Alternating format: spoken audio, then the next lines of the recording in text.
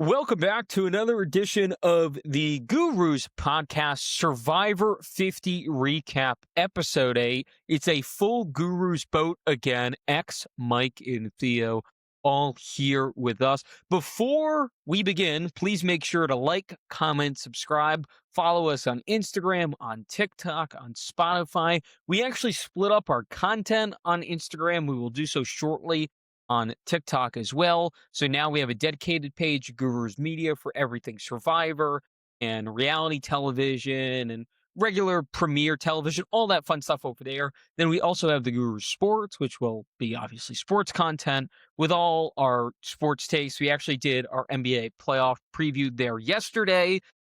All of it's wrong already because we had Phoenix being the 7 seed. That's okay. That part's not really important. It's everything beyond that that is. So make sure to check out our picks there as well. Guys, Survivor 50, I don't know. Somehow, I think me and Mike were more positive with Survivor 49 this season. We both kind of clowned for much of it, but at some point, we found a little appreciation for parts of it, I think. Survivor 50, with a superior cast, obviously, because of those involved, feels like we just don't know what we're doing. We're going to start with you, Mike.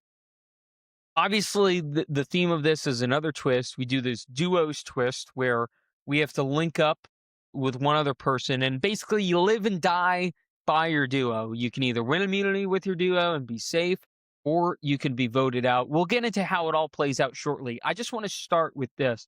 Another unique twist. They're trying something different. We did applaud them for that. But we don't know if they should be trying different things on this season, on a season of this magnitude with this particular cast. Did this work for you? No, it didn't work for me. I hated it from the start. You mentioned 49. I wish they would have used this on 49 as like a, let's just see what the fans, like a feeler. It's like, okay, do the fans like this or not? Because again, by the way, Theo mentioned it last week, the fans voted for all of this somehow. Apparently we voted for these random twists at random stages in the game with not a random pair, because I guess they actually got to pick their pairs this time. Wasn't a schoolyard pick, but they got to pick their own pairs. But Pin in that, Mike. Right, I'll put a pin in that. But I don't like this on this particular season. I think these are too good of game players. They're too legendary of names to kind of have this big brothery twist thrown at us in the middle of the season. We're on episode 8 now, and we're getting like a random. We're going to duos. It reminds me of Big Brother 14, where I believe it was like they started in duos and then they split into individuals, and then for like 1 week, Pandora's box was open and they went back to duos. Like what? Like, at this point in the game, but at least that was like an option. It was like either you open Pandora's box, you go back to like this is just no option at all. Jeff and the producers are just implementing it into the game. No one can say whether they like it or not, and they have to kind of just deal with what's thrown at them. I know Aubrey mentions the Tribal Council. She quotes War Dogs, like, whatever you throw at us, we'll get it. And it's like, I know it's a game, but like this is a little bit too much for me. This is a little bit too much of production is completely dictating the game at this point, and the players on the fly are having to adjust and play a different kind of game than they were used to, than they actually were planning on playing. Theo? Yeah, I mean, Jeff is telling me that the game is in my hands, but that's just not what I'm seeing on a week-to-week basis. I mean, this is not the time to try out new things. It's Survivor 50. It's supposed to be a celebration of Survivor, which should involve playing Survivor. And the way that we like Survivor is when Survivor tells a narrative story over a group of days and you see connections and relationships form and then things come from that. And when you just throw all these wrenches and twists in, almost like the things that we're learning, like that we learned last week, they almost become meaningless week to week with all these twists, and it almost like devalues our time watching the game. This is just not the season to try all this new stuff. It's Survivor 50. Let's honor Survivor. We have great players, and let's roll the ball out and go play. And that's just not what's happened. I hate to always victory lap because I feel like we do a lot of that, but I have to do it again here because I actually brought this up in our 10 questions video where we mentioned how Survivor 40 wasn't a total flop, but it did not live up to the expectations that it should have, which should have been the most premier season the show's ever seen because it was all winners. And the introduction of fire tokens, and then they also had an Exile Island twist, the Edge of Extinction, excuse me. All of that was just kind of muddy. and it ruined the season. We had 2 battle bags for some reason, which none of us really cared for. It felt like Survivor 50, with all the buzz heading into it, being the best season of all time, wasn't going to get in its own way. But I did say on the 10 questions, I was a bit worried based off the new era in the last few seasons that it was possible.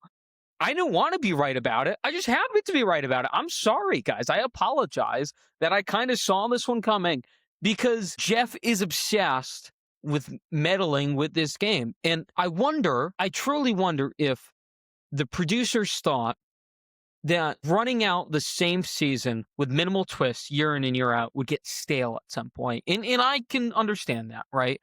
I understand the desire to always do something different, to always have something new in the game, because then you get new moments, you get new reactions to things, all of this stuff. I truly understand that. It breeds new strategy. The problem is, we've been so starved for a quote unquote normal season of Survivor that it felt like 50 was the perfect time to do that with all these returners coming in. We had this weird blend of like OGs, even though, most of it is kind of the middle era of the show. There aren't a ton of true OGs, as we call it, mixed with these new era players. It'd be fun to just see them play on like a neutral playing field where everything is kind of vanilla, and that way we can see like who actually is the best. Not only is it an eras thing, but it's a dynamic thing. Like, if everything is equal, how does Cherie match up with Genevieve? If everything's equal, how does an Angelina match up with Devins? Those things would have been intriguing. Instead, we've had boomerang idols. We've had, crazy situations where we've had 3 vote outs in a row in an episode. Now we're doing the pairs thing. We both complained about how the season's probably just overloaded with too many people. We thought that the number itself, 24, was just too much from the get-go. But Mike, watching it all unfold, it felt like the only way to have a cast of this size is to have these gimmicks, one after another after another. And I think it's honestly just taking the steam out of the season. Yeah, I don't think that, and you're calling it right now. You're saying this is not going to be one of the best seasons ever. You've seen enough at this point to say, I'm right. This is Feel pretty good about that one, yeah. I'm kind of with you too. I'm holding out hope that this end game. I think we're at 12 people left now. I'm holding out hope that the end game is really, really good and it ratchets up and it's like some of the best Survivor we've seen. But I'm kind of in the boat of like already from what I've seen in the first half of the game, because we were at 24, we're now at 12. It's just been too much for me. I was kind of by episode 1, and I loved the premiere. But even in episode 1, I had some like, okay, Colby just lost a game of Jenga. He now no longer has a vote. I did not ask in Survivor 50 for them to play this entirely new game. Like you said, the new era is so advantage heavy, and we were kind of just begging for a normalcy kind of season, like somewhat normal, like maybe a little bit of both. You can blend in too. Game Changers, I thought, was a perfect blend of like new and old, where there was some advantages. Yeah. It got to the point where there was, in Final 6, there was too many advantages, but overall there was no journeys, no lose, like there was none of that really going on. Now we're overloading with it, and I kind of need like a Venn diagram to figure out who has a vote, who has an extra vote, a steal a vote, a block a vote, lose a vote, and it's just too much going on now. And then these older players, which there's not a lot of them, but the actual true OGs are literally playing a different game of Survivor, so it's not completely blended like I wanted it to be blended in. And that kind of soured the mood for me. But the way people are going home, like the Blood Moon was horrible. Bad introduction to that. If you want to do a purge like that, and you have a cast of this number, you could have again handled that differently too. Like if you truly wanted to have 3 people out on one episode, you could have even done that in a more dramatic way. This one, where it's like we get in pairs and it's like the challenge or like Big Brother, it's no longer Survivor at this point. Theo, you talked about it earlier. This is a social strategy game, and if you're linked to somebody else, now suddenly if I want to vote out Jonathan but I can't, or if I want to vote out Christian but I can't because he's attached to Jonathan, who's with the OGs, the OG Alliance, it just kind of messes up your voting pattern. It's like, well, I want to do this now. I can't even do that anymore. Like Survivor's once again stepping in. I didn't like last year when they stepped in and did the remember the big Savannah advantage where she won the immunity challenge, got to listen in at tribal council and vote, and actually got an extra vote, I believe, on top of that advantage for just winning and going to the journey, whatever it was. I didn't like that. But that's, again, production stepping in and being like, hey, we're going to make this advantage in the middle of the season for everybody. This was like, no one had a choice in the matter, really. They had to get paired up. Suri was like, I guess I'll go to exile. I don't want to like burden anybody with me in the challenge. Again, we know they're going to do a pair with challenges. And then Jeff obviously spoils the surprise, be like, hey, you're also going to be going home as a pair. That to me would be like, I was playing such a good game. I had agency with these people, but I'm paired up with somebody whose social game is completely tanked, and I don't think that's necessarily Survivor at that point. Theo, I think This part of the issue is there's always this kind of obsession with like this hyperbole, where this week it was the most precarious tribal council ever. A few weeks ago with the Blood Moon, it was the biggest, most game-changing, seismic tribal ever. There's always this need to do like the biggest thing, but when you do that all the time, then nothing actually has merit because it's all just the biggest thing, the best. You're just expecting it at that point. Yeah, I'll give you my own hyperbole too. There's players on this season that are legitimately vying to be considered some of the greatest Survivor players of all time. And when we as fans want to compare between eras, like you owe us some consistency between the game so that we can do that. So we can be like, oh, this is how Suri did on this season. And now I'm comparing that back to someone else's season. And I don't know if you're going to be able to do any type of that, have any of that dialogue or any of those conversations like based on this season, especially when like so many of the people that got eliminated from this game like had no agency really over like their own demise. And I think that's just No, that's and just I have a terrible for the two-pronged fans. thought, Mike. Yeah, I completely agree. And I have a two-pronged thought, Mike, that I think one of them is going to resonate with you a lot because we talked about it so much last season where they punted on 49. Let's just call it how it is. We said it the entire time that all 49 was a big advertisement for 50. So if you're already going to punt on 49 as it is, you might as well try something like this in 49. We already annoyed the 49. We all thought it was kind of like a, ridiculous idea to release all the people on 50 before 49 even starts, because then no one really cares about 49 as it is. And then everything's going to leak. So then you already know who from 49 is on 50. So you have to know just by putting two and two together that they're going to do decently well. So I think stuff like this could have really worked on 49, which was already kind of a throwaway season.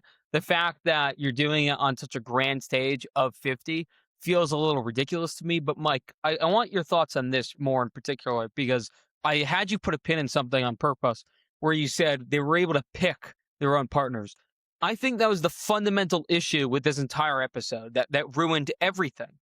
The problem was when you had the duos, most of the duos were just people working together as it is. And even if you don't think it's like super tight alliances like a Ozzy and Stephanie, it does feel like those two have each other's back. So maybe they're not like in exactly the same alliance, but they're still kind of sort of lingering in that same way, like older players played similar ways on their seasons. You can foresee how that's kind of one and the same. Same with obviously Chrissy and Coach. There wasn't a lot, and Devins and Aubrey too. There wasn't a lot of pairings where both players were on different kind of sides of the aisle. The only pairing that had that was Jonathan and Christian. That was it. And they weren't even mentioned, really. Well, Joe and Tiff also. Tiff was kind of with nobody, and Joe was with the Honor and Integrity crowd. I think Tiffany thought she was cooler with Joe than Joe was with Tiffany, actually. So that's why I didn't bring that up. But you're right. They're worth a mention. Right, because he obviously wrote her name down. Like, they're not working together actively. They are now. No. But, she's not working. But I think Tiff thought they were cool. Yeah, for sure. Definitely cool. But like with everyone else you mentioned, whether it's Ozzy and Steph, they have a working relationship with Suri. Both of them do. Like, both of them trust Suri. And explicitly, they both trust Suri. Emily and Rizzo both have...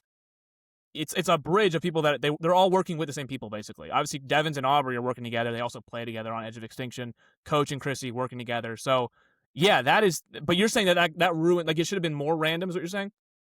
Yeah, because I think the only way that there's actual chaos here is if it is random, and then you have to outweigh, do I want this person in my alliance out at the cost of getting someone else out? Because all this felt like was faction warfare, where the only two pairs that really had a chance to go home were two from the Nerd Hive and two from the Honor and Integrity Hive. At that point, all you're doing is negatively affecting the game, because part of Survivor is sequential order of vote out.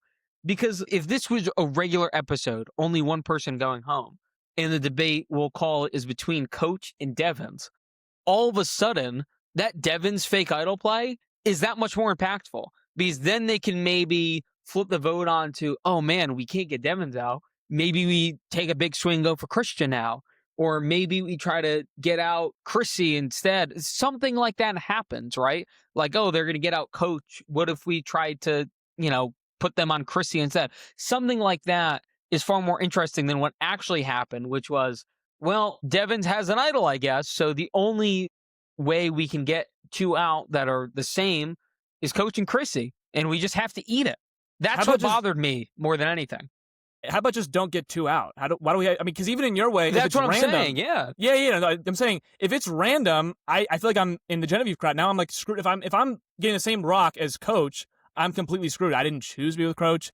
But yet Coach is a huge target because he just sunk his game last episode. Like that would feel even more as a player. The randomness of it all. There's already too much randomness in this game. You lose a vote because you lose a Jenga game. You're losing votes for left and right. You're losing because you have a bad color rock. Like that. There's already too much randomness in this game. Where if they were to do, honestly, just don't do the pairs. Like, why do I have to do pairs? I don't understand. Like, this is like, you mentioned the seismic things every single week now, where every other week we're getting this, like, biggest and best thing ever. The first time ever in Survivor history, they had 3 vote outs in one single night at 3 different tribal councils. That never happened before. Same season, just 2 episodes later, another never before seen thing happens before, where you're now voting for 2 people on the parchment. We've never once had people write down 2 different names on the same parchment in the history of the 50 seasons of Survivor. Why are we now doing the first ever twice in 3 weeks on a season of this magnitude? It doesn't make any sense to me. It feels like we're doing way too much, way too at the same time. This is a quick turnaround to do something this seismic once again after we just had something so seismic 2 episodes ago, which everyone kind of hated, which was a blood moon. And I don't think anyone likes this either. Apparently Dalton Ross likes it, but I'm sorry, to me, this is completely Big Brother. This is not really Survivor. I've never ever seen anyone literally. We've seen pairs in challenges before. And that's totally fine. You win as a pair, you go to reward together as a pair. But you're not even voting as a pair. You're being voted out as a pair. So it's only negatively impacting you if you don't win immunity. That's all it is. It's not like it's not like your vote together counts as 2 votes. Because then maybe you at least have some, okay, if Tiff is able to sway Joe, that's 2 votes for the same. That would be important. But you're just getting voted out as a duo. You're not even voting together necessarily. And I think it's all a bunch of, I'll keep it PG. I don't like it. No, Yeah, I completely agree with you. I've been critical of Coach's gameplay. I think we all have, obviously, but like, what was the mistake that him or Chrissy like made in this episode? Like, what was the flaw? Like, they didn't really do anything wrong to get voted out. They were just 2 people that were paired together that that weren't a conflict of interest for any of the other pairs, and that's why they went. Yeah, for this episode, they didn't really do anything wrong. I thought last episode, Coach kind of set himself up to be at one of these next. I don't know if it would have been this tribal or the next tribal or the one after that, but I thought his game was running low anyways because at that point he had kind of tanked his social game. He was kind of pissing people off, including his own alliance members. I thought his days were kind of numbered. I don't think he would have been voted out tonight because I think they still had a large enough group to potentially split votes on somebody else. But with the twist, obviously he got screwed. But I thought someone who got even more screwed was Chrissy, because Chrissy literally didn't do anything this episode. She didn't do anything last episode either. She kind of had some good working relationships with Jonathan and with Steph and with Joe. Obviously, she was linked with Coach, but she was kind of trying to just calm Coach down so that his bridges that he burned did not also mean her bridges burned. But unfortunately, if Coach gets voted out, so do you, Chrissy. So this is another one of those weird things where you could be guilty by association at this point. And Coach's actions in the last episode is, I guess, why he's going home tonight. And I guess it's also why Chrissy's going home tonight, because Coach couldn't keep his mouth shut last episode and he pissed off Tiffany and kind of half of his alliance, and the middle people, which we don't know who those even are. They kind of are turned off by Coach now. And suddenly everyone's turned off by Coach. And then as Chrissy is his partner in this, she's going to go home as well, too. I don't know. It's just nothing from this episode really was their fault. I guess unless maybe just pairing up. I don't know if you could even call it a fault. But I thought last episode, Coach really did dig his grave. And we kind of talked about that last week in the recap. I should have rather seen that play out. I agree with Theo 100%. I wish we could have seen it play out, because if you think about it, so many of these games are not good right now. And we talk about that every week on the recap. There are so few people actually playing well right now. Yes, Coach wasn't one of them. There's still so many people left. He could have turned it on. He could have changed the narrative. That was still very much in play, because, again, we're like barely halfway there at this point. There's that many people left. Surely stuff's going to get kind of flipped around and things are going to change. So I would have just preferred to actually see it play out. As for my random pitch earlier, I meant, and I should have specified this, that would have been better to try on like another season. I was not advocating to do this at all on this season. This season, I'm right. very Already anti too much that. randomness on this one as well. Yeah. Because I think, Mike, the idea from the producers is probably we need to drum up some chaos. By the way, more chaos has come from just these people existing together more so than the twist. That just simply has been true throughout the season. So if you need that on like a 49 or even like a 48 that needs a kick in the ass, fine. We'll see how it goes then. And we might still complain about it, but I think we'd be more open to it at least. Here, I'm not open to it. It's just annoying. I dislike it. And that's kind of my big gripe with this entire episode is we're trying something again on a season that does not need bells and whistles. Stop. You like, can just literally step back. stop. Yes. You can step back and let the players play. This is not a season where you have to even try anything. The players will already dictate it themselves. You don't have to ratchet up the game. It feels like, again, I'm not to keep harping on Big Brother, but it feels like this Survivor season is literally expect the unexpected, where some new twist every week's going to shake up the game. And again, sorry, Julie Chan, but I don't want expect the unexpected on Survivor 50. I want to be expecting what I expect already. I want to see Coach navigate the way he's kind of blowing up his game. I want to see him fail. I don't want to see this be the way you take him out or whatever it is, but the way that this is kind of unfolding, it's like, oh, you thought the game was already crazy? Well, guess what? We're going to one-up you even more and implement this duos twist where it feels very Pandora's boxy, expect unexpected. Like, we're just going to shake up the game just for the hell of doing it. And we didn't even have to because the players are already there. Again, even if you think the players aren't playing a good game, there's still too many good players in this season to kind of get in the way of whatever game they are trying to play. Like, you're immediately shift. Now they have to shift again and adjust their games to whatever this new expect the unexpected twist is. I care for it a ton in Big Brother, and I care for it significantly less here in Survivor. Let's go through like a brief sequential rundown here. There's not a lot of meat in this episode, to be totally honest. It was more the twist kind of impacting things. The coach arc in this episode is pretty much that Chrissy and Jonathan in particular are just telling Coach to chill out. Chrissy more so once they're paired together, but Jonathan in the beginning is like, dude, like, you gotta stop. No one makes the exact reference, but they're all saying without saying that this is basically Coach from Token Chains. He's kind of going full circle here. Like, this is truly OG Coach just losing his mind. And again, not to keep saying it, this will be the last time I bring it up. I would have just really preferred to see kind of the evolution of this. Seeing it in such quick succession, like in Survivor time, it's only like a day and a half of Coach losing his mind. Imagine doing that over like 3 or 4 days. The fun antics that could have came from that. Like, maybe that shifts the game. Maybe someone buys Coach's stuff out of nowhere. Like, we just simply don't know. Like, we can analyze this as much as we can, but at the end of the day, especially with these twists involved, we just simply can't really predict what's going to happen because it's too random at this point. So I would have just preferred to see the full Coach crash out. Instead, we get like a mini crash out and then he's put in timeout, and that's kind of the end of it. I did think it was funny. Of all people, Jonathan was the one who, by the way, Jonathan, good episode for him all the way around. And he's had a pretty good season here. But of all people, Jonathan filling in the Tyson role of being the one to talk Coach off the cliff. Yeah, I thought for this season, we've talked about how, like, if whoever wins it, is there going to be any gripes along the way of, well, this is how they won it. Theo, you mentioned earlier about how it's like to compare eras. It's like, how do you compare whoever wins 50? I don't know who it's going to be, to somebody who won a 40 or a 34 or a 31, those other returning seasons where it's like, wow, that was legitimate. Like, what a win there. Like, this is, again, I don't think Coach or Chrissy would have won the game because I really did not think Coach was playing even close.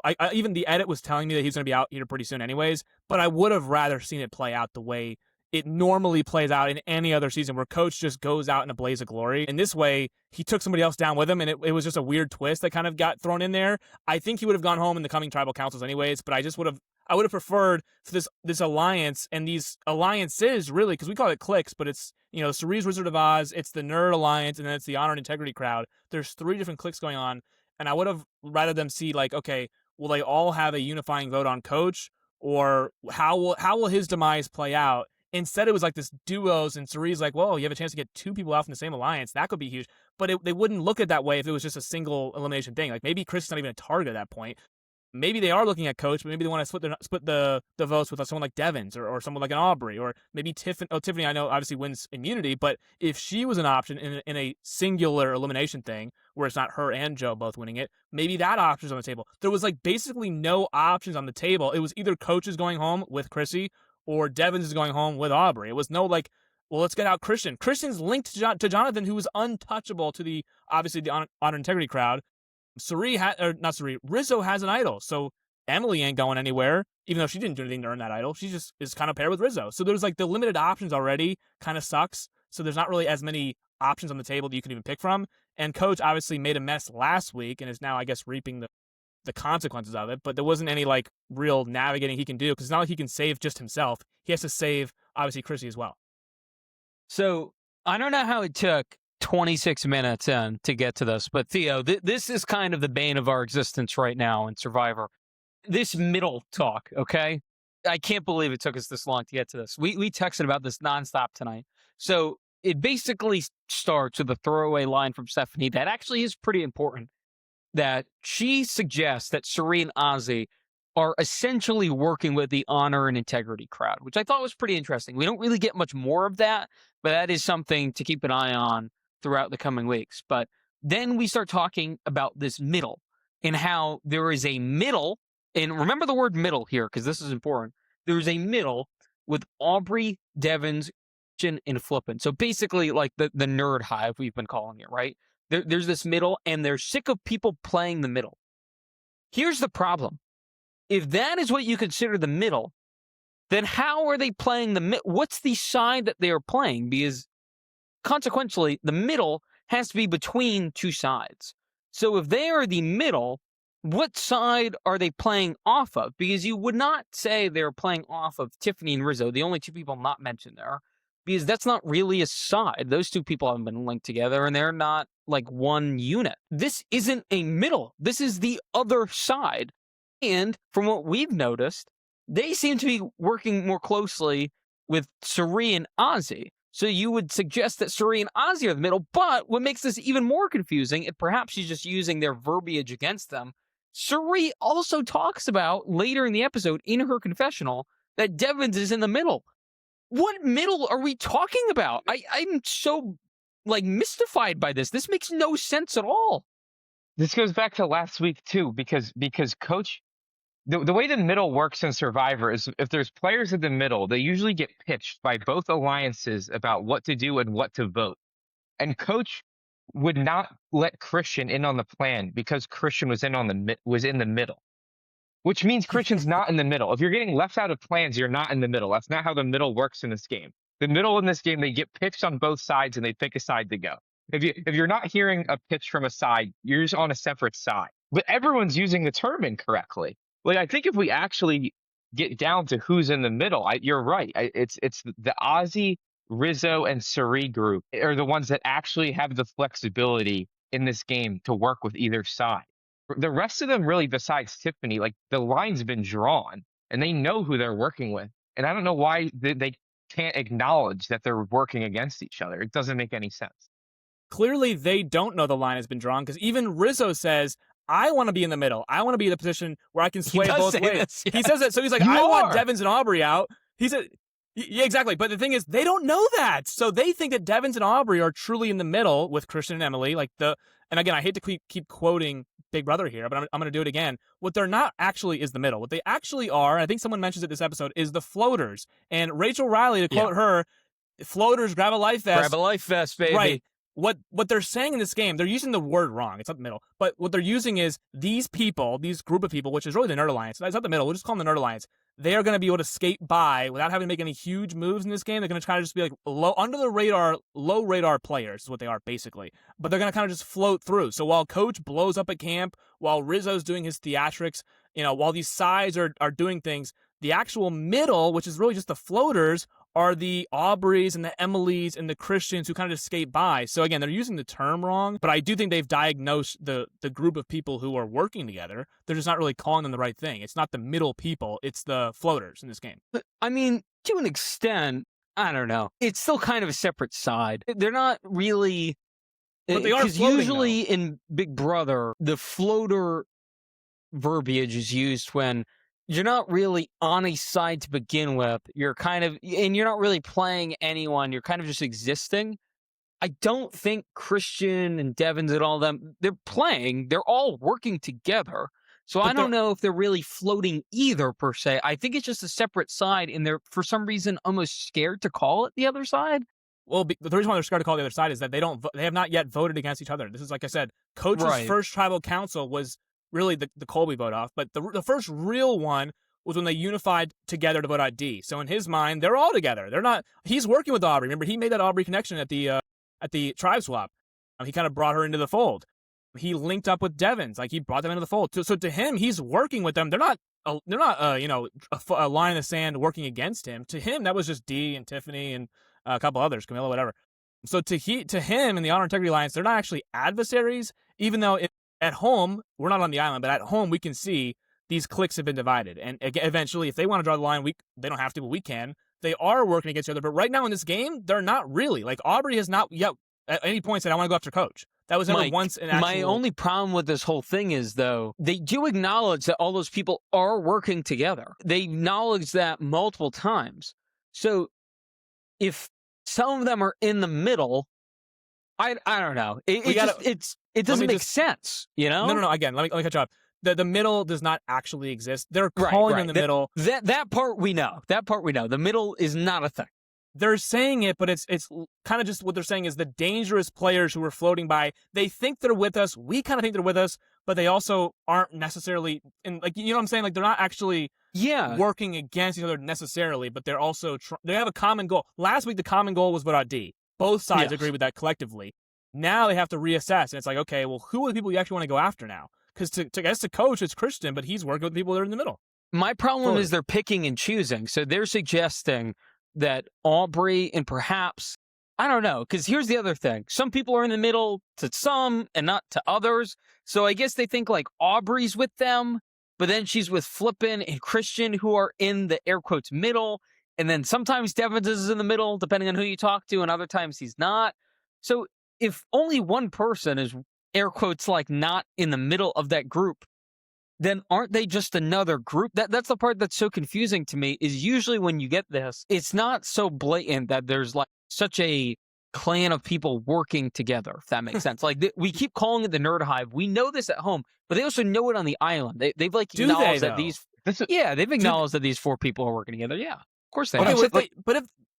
But if they did, wouldn't it be easy? Like, I think they've acknowledged that those four people are playing a middle kind of game, but have they yet acknowledged that all four of them are explicitly working very tightly together? Like, have they said it out loud? Like, hey, these four are very, very tight. I know it's been perceived that Devins and Christian are very tight, but at what point has anyone ever said Emily and Aubrey like this? I never heard anyone say it. Christian gave Aubrey the idol. Christian, Flippin, and Devins are always around each other. Yeah, they do. Well, Joe knows it, but again, they think Devins gave it. Right, they think Devins gave it to Aubrey. So Devins and Aubrey are attached to the hip, and now they're pairs here. But is it explicitly like, hey, these four are a why? Because that to me is like, they haven't explicitly said that. They think that they're all working the middle, but have they? Because to me, it looks like Jonathan and Emily are having more conversations than Emily and Aubrey have, and yet we know that they're not working together. Like, this could be a fault in the season, though. Like, the players might not know what's going on. Like, their heads might be spinning because they've been on so many different beaches. They've voted in so many different groups and breakoffs of groups. Like, there's so much like interlocking and so much crossover that's like had to happen that like maybe they just like it is right there, and like you can see that even if like there hasn't been decisive votes, you can see who's like when Christian or Devin's name comes up and they run to the other one and they start freaking out about it. Like, you could see that, but I wonder like if the players are actually like so spun around from all the twists that they're actually like they actually are legitimately having a hard time understanding who is on what side. That's what I'm trying to say right now, because I think like we can Monday morning quarterback this thing, but on the island, are they actually just so confused by the fact that it's like, okay, because I mean, you literally saw it last week episodes. Coach runs and tells Devins the plan, and then Christian finds out the plan. Coach is like, who told Christian? And Rizzo tells him, by the way, Devins is in the middle. Whatever the middle is, again, I'm going to keep using air quotes. They're in the middle together. They're the ones who have the option to, again, in their mind. I know we agree that it's actually Cerie's alliance, Riaz and Rizzo, but in their mind, perception on this beach is that Devins, Christian, Emily, and Aubrey are the middle people who can kind of float to Coach's side on one vote and then maybe float to Ozzy and Cerie's side the next vote. they aren't acknowledging that there are sides Ozzy and necessarily. Suri are allegedly with Coach and all Allegedly, them. but We they're got not that really. too. No, Right, they're not not. really. But they're not acknowledging that there are sides. But if, again, we from home can see it, they're saying right now, hey, and when the time comes, we have to pick off these middle people, which it really just is the people that they're not working with directly. Yes, Mike, the greater point is just one big contradiction. That's kind of our thesis here, because I believe it was Suri 2 episodes ago. I just found it in my notes. She did mention that they were working together, or at least she thought they were, because, like, obviously, like, open your eyes. You're talking about Suri knows who you're talking about the Nerd Alliance. She knows that they're working. Of course, she knows that. It was Suri, and I believe a confessional. She mentioned, like, she was weary of them or something of the sort. Which, by the way, another contradiction. We'll get to that in a little bit. But yeah, so there was at least some baseline knowledge from some people that these 4 are clearly working together. By the way, they're always around each other. Like, always. Every time we see them, they're always hanging out. So I don't think it's, like, that hard to figure out. I'm just saying, like, there's this constant contradiction between, are Suri and Ozzy with the honor integrity people, or they're on side? And then is Aubrey in the middle, or is she working with the coach side? And then where's Devins? And then Christian is left alone in the middle. It's just one big farce. And I think part of it's the editing. I don't think it's just the players. Like, yes, these words are coming out of their mouths. I think part of it is the editing beyond just, like, the twist that we keep complaining about. I feel like we have to be just missing key conversations. Like, I do. Like, there has to be, whether it's quick stuff or, like, longer lasting storylines we're just not privy to right now. Consistently, it just feels like we are not getting the full picture. And that's my bigger gripe more than anything. I think we're getting bad narration. So I watch a lot of movies, a lot of TV shows, and there's, like, an unreliable narrator. I think the narration of this has been bad because, I mean, we can see it right now at home. They on the island, the coach, the Joes, the Jonathans, the Stephanies, the Chrissies, they want to target Rizzo. Like, if Rizzo was by himself, they want to target Rizzo right now. But they also think that Suri and Ozzy are with them. So in their mind, they have the old school players plus Suri and Ozzy, who are also old school players, and I think that's where their line is drawn. They also can have an Emily or an Aubrey or a Devins or a Christian. They can kind of flow both ways. But I think they're targeting Tiff and Rizzo. Yet Rizzo is obviously with the only one that they don't know. The only non-public alliance here is Rizzo, Ozzy, and Suri. So the second that Rizzo's name is even out there, Suri kind of shuts it down. But I don't think that they know that Suri's working with Rizzo. That has not yet come up. That's the only, like, of course, her and Ozzy look and appear tight, but that 3 with Rizzo there, they have not yet picked up on. So I think they maybe assume that he's on the other side. Yet the people that they're allegedly working with are also on his side. So it's like they don't have the full picture yet. I think they're narrating it, confusing some people at home, where it's like, so Stephanie thinks that Suri and Ozzy are with her like this, and they very well could be, but they also are with Rizzo over here, who they're not working with. So there's like the alliances are kind of interlocking here, and people are targeting people that are with other people too. So it's a little bit confusing to keep up with at home, and that probably goes to the point of, like, the tribe swaps, the randomness, the splitting into groups and merging and splitting back into groups. It's a little bit tough to follow, but I think that once we get to like 8 or 9 people, you'll actually see some lines drawn. Because as of right now, we've had one blowout D unifying vote, and then this episode we had a 10 to 1 to 1 vote where everyone once again gets on the same page. So once there's actual lines drawn, I think it'll be a little bit more clear at home to figure out what's actually going on, and maybe even clearer on the island too. But right now, it's one big mess. Well, they were also letting Coach narrate, who did not know what was going on. Like, he was so overconfident, but like why did he think Ozzy was with him? Like, I think he was drawing a lot of incorrect lines that I think people ran with. So I wonder, like, if things get clearer now. But like you said, it was kind of another unanimous vote. So. By the way, Mike, not just people at home. I think it's more so people on the island, too, that are confused, also feeding us confusion. I don't know if they're just believing their own stink coming out of their mouth. I really don't know, but I think they're more confused than us. I think we have as good of a grasp as we can possibly have on it. Granted, we do a podcast every week and we take notes. We have the information. Yeah, we have the information. Yeah, and we also have the information. But even like their own words just consistently go against themselves. That's what's so weird to me, and we brought it up numerous times. There are so many examples of this. I feel like more so than any Survivor season I've watched, someone will just say, like, I want to target this person, and then by the end of the episode, they're either not targeting that person or they're just magically working with them or something. Like, it's just bizarro land, and that's their fault. It's not just editing, it's also their fault. It's kind of twofold there.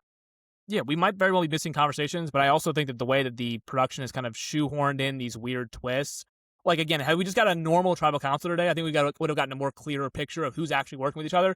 But because we had these pairs, it was like we're having to like dance around the fact that it's like we're walking on eggshells. So it's like, well, we don't want to take out this person, but they're linked to them. It's like we had to just get to the point where it's like, oh, well, they're both clearly aligned, and then they're both clearly aligned, so they're the only options we had. But if we had a legitimate, like, actual tribal council that was normal, maybe we would have got some normalcy and some actual clearing up of who's actually working with who. Because right now people are saying it, but their actions aren't really. We've gotten 2 blowout votes so far. So, and again, Coach steered the last one, yet he pissed everybody off. This episode, he goes out unanimously with Chrissy, who just happens to be working with him in the same alliance.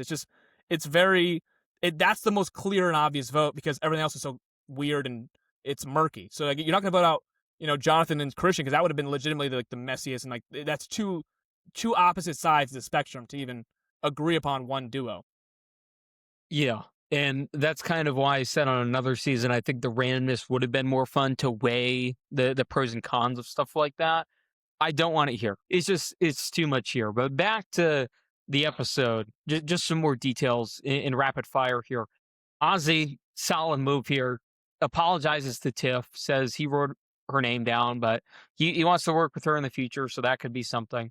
Then we get a few people going after Devins. There's this kind of coalition that thinks Devins with an idol in play just a bit too dangerous, which I think is kind of funny because before this, obviously with the Billie Eilish Boomerang idols, no one was really that concerned about idols. No one talked about it a ton because all of them were public knowledge, and Aubrey kind of just threw hers out, basically.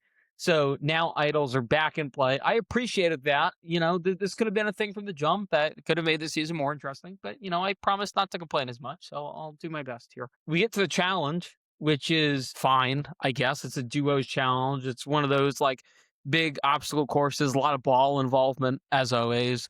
The last sequence of the first part of the challenge, because the first 3 that finished would move on to the next part, is building this bridge. It's classic Survivor. There's pieces of different sizes. I think there was a very interesting tiff here between Jonathan and Christian. Christian has been awful at challenges this entire season, kind of inexplicably awful. There's been enough that have been in his wheelhouse as far as like, an incredibly intelligent guy. I don't know what's going on with him because David versus Goliath, granted, I believe it was a decade ago, but he was arguably one of those well-rounded challenge people on that season. On a season with Goliaths, he was one of the best challenge competitors because he could do the puzzles, he could do all the little mini games, and then he had this incredible endurance. But he had just such a good mind for the comps. Now it's gone sideways, and this was something I brought up, I believe, episode 2. And me and Mike, we talked about this quite a bit, how Christian this time around really lacks the ability to kind of know his audience and who he's speaking to. He's just a subpar communicator, which again doesn't really make sense because he's a teacher.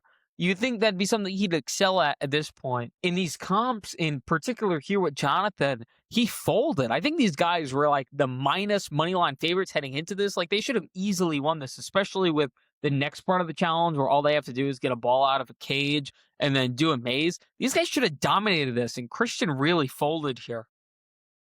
Yeah, no, Christian absolutely folded here. He's been folding for a few weeks now in these episodes on the challenges.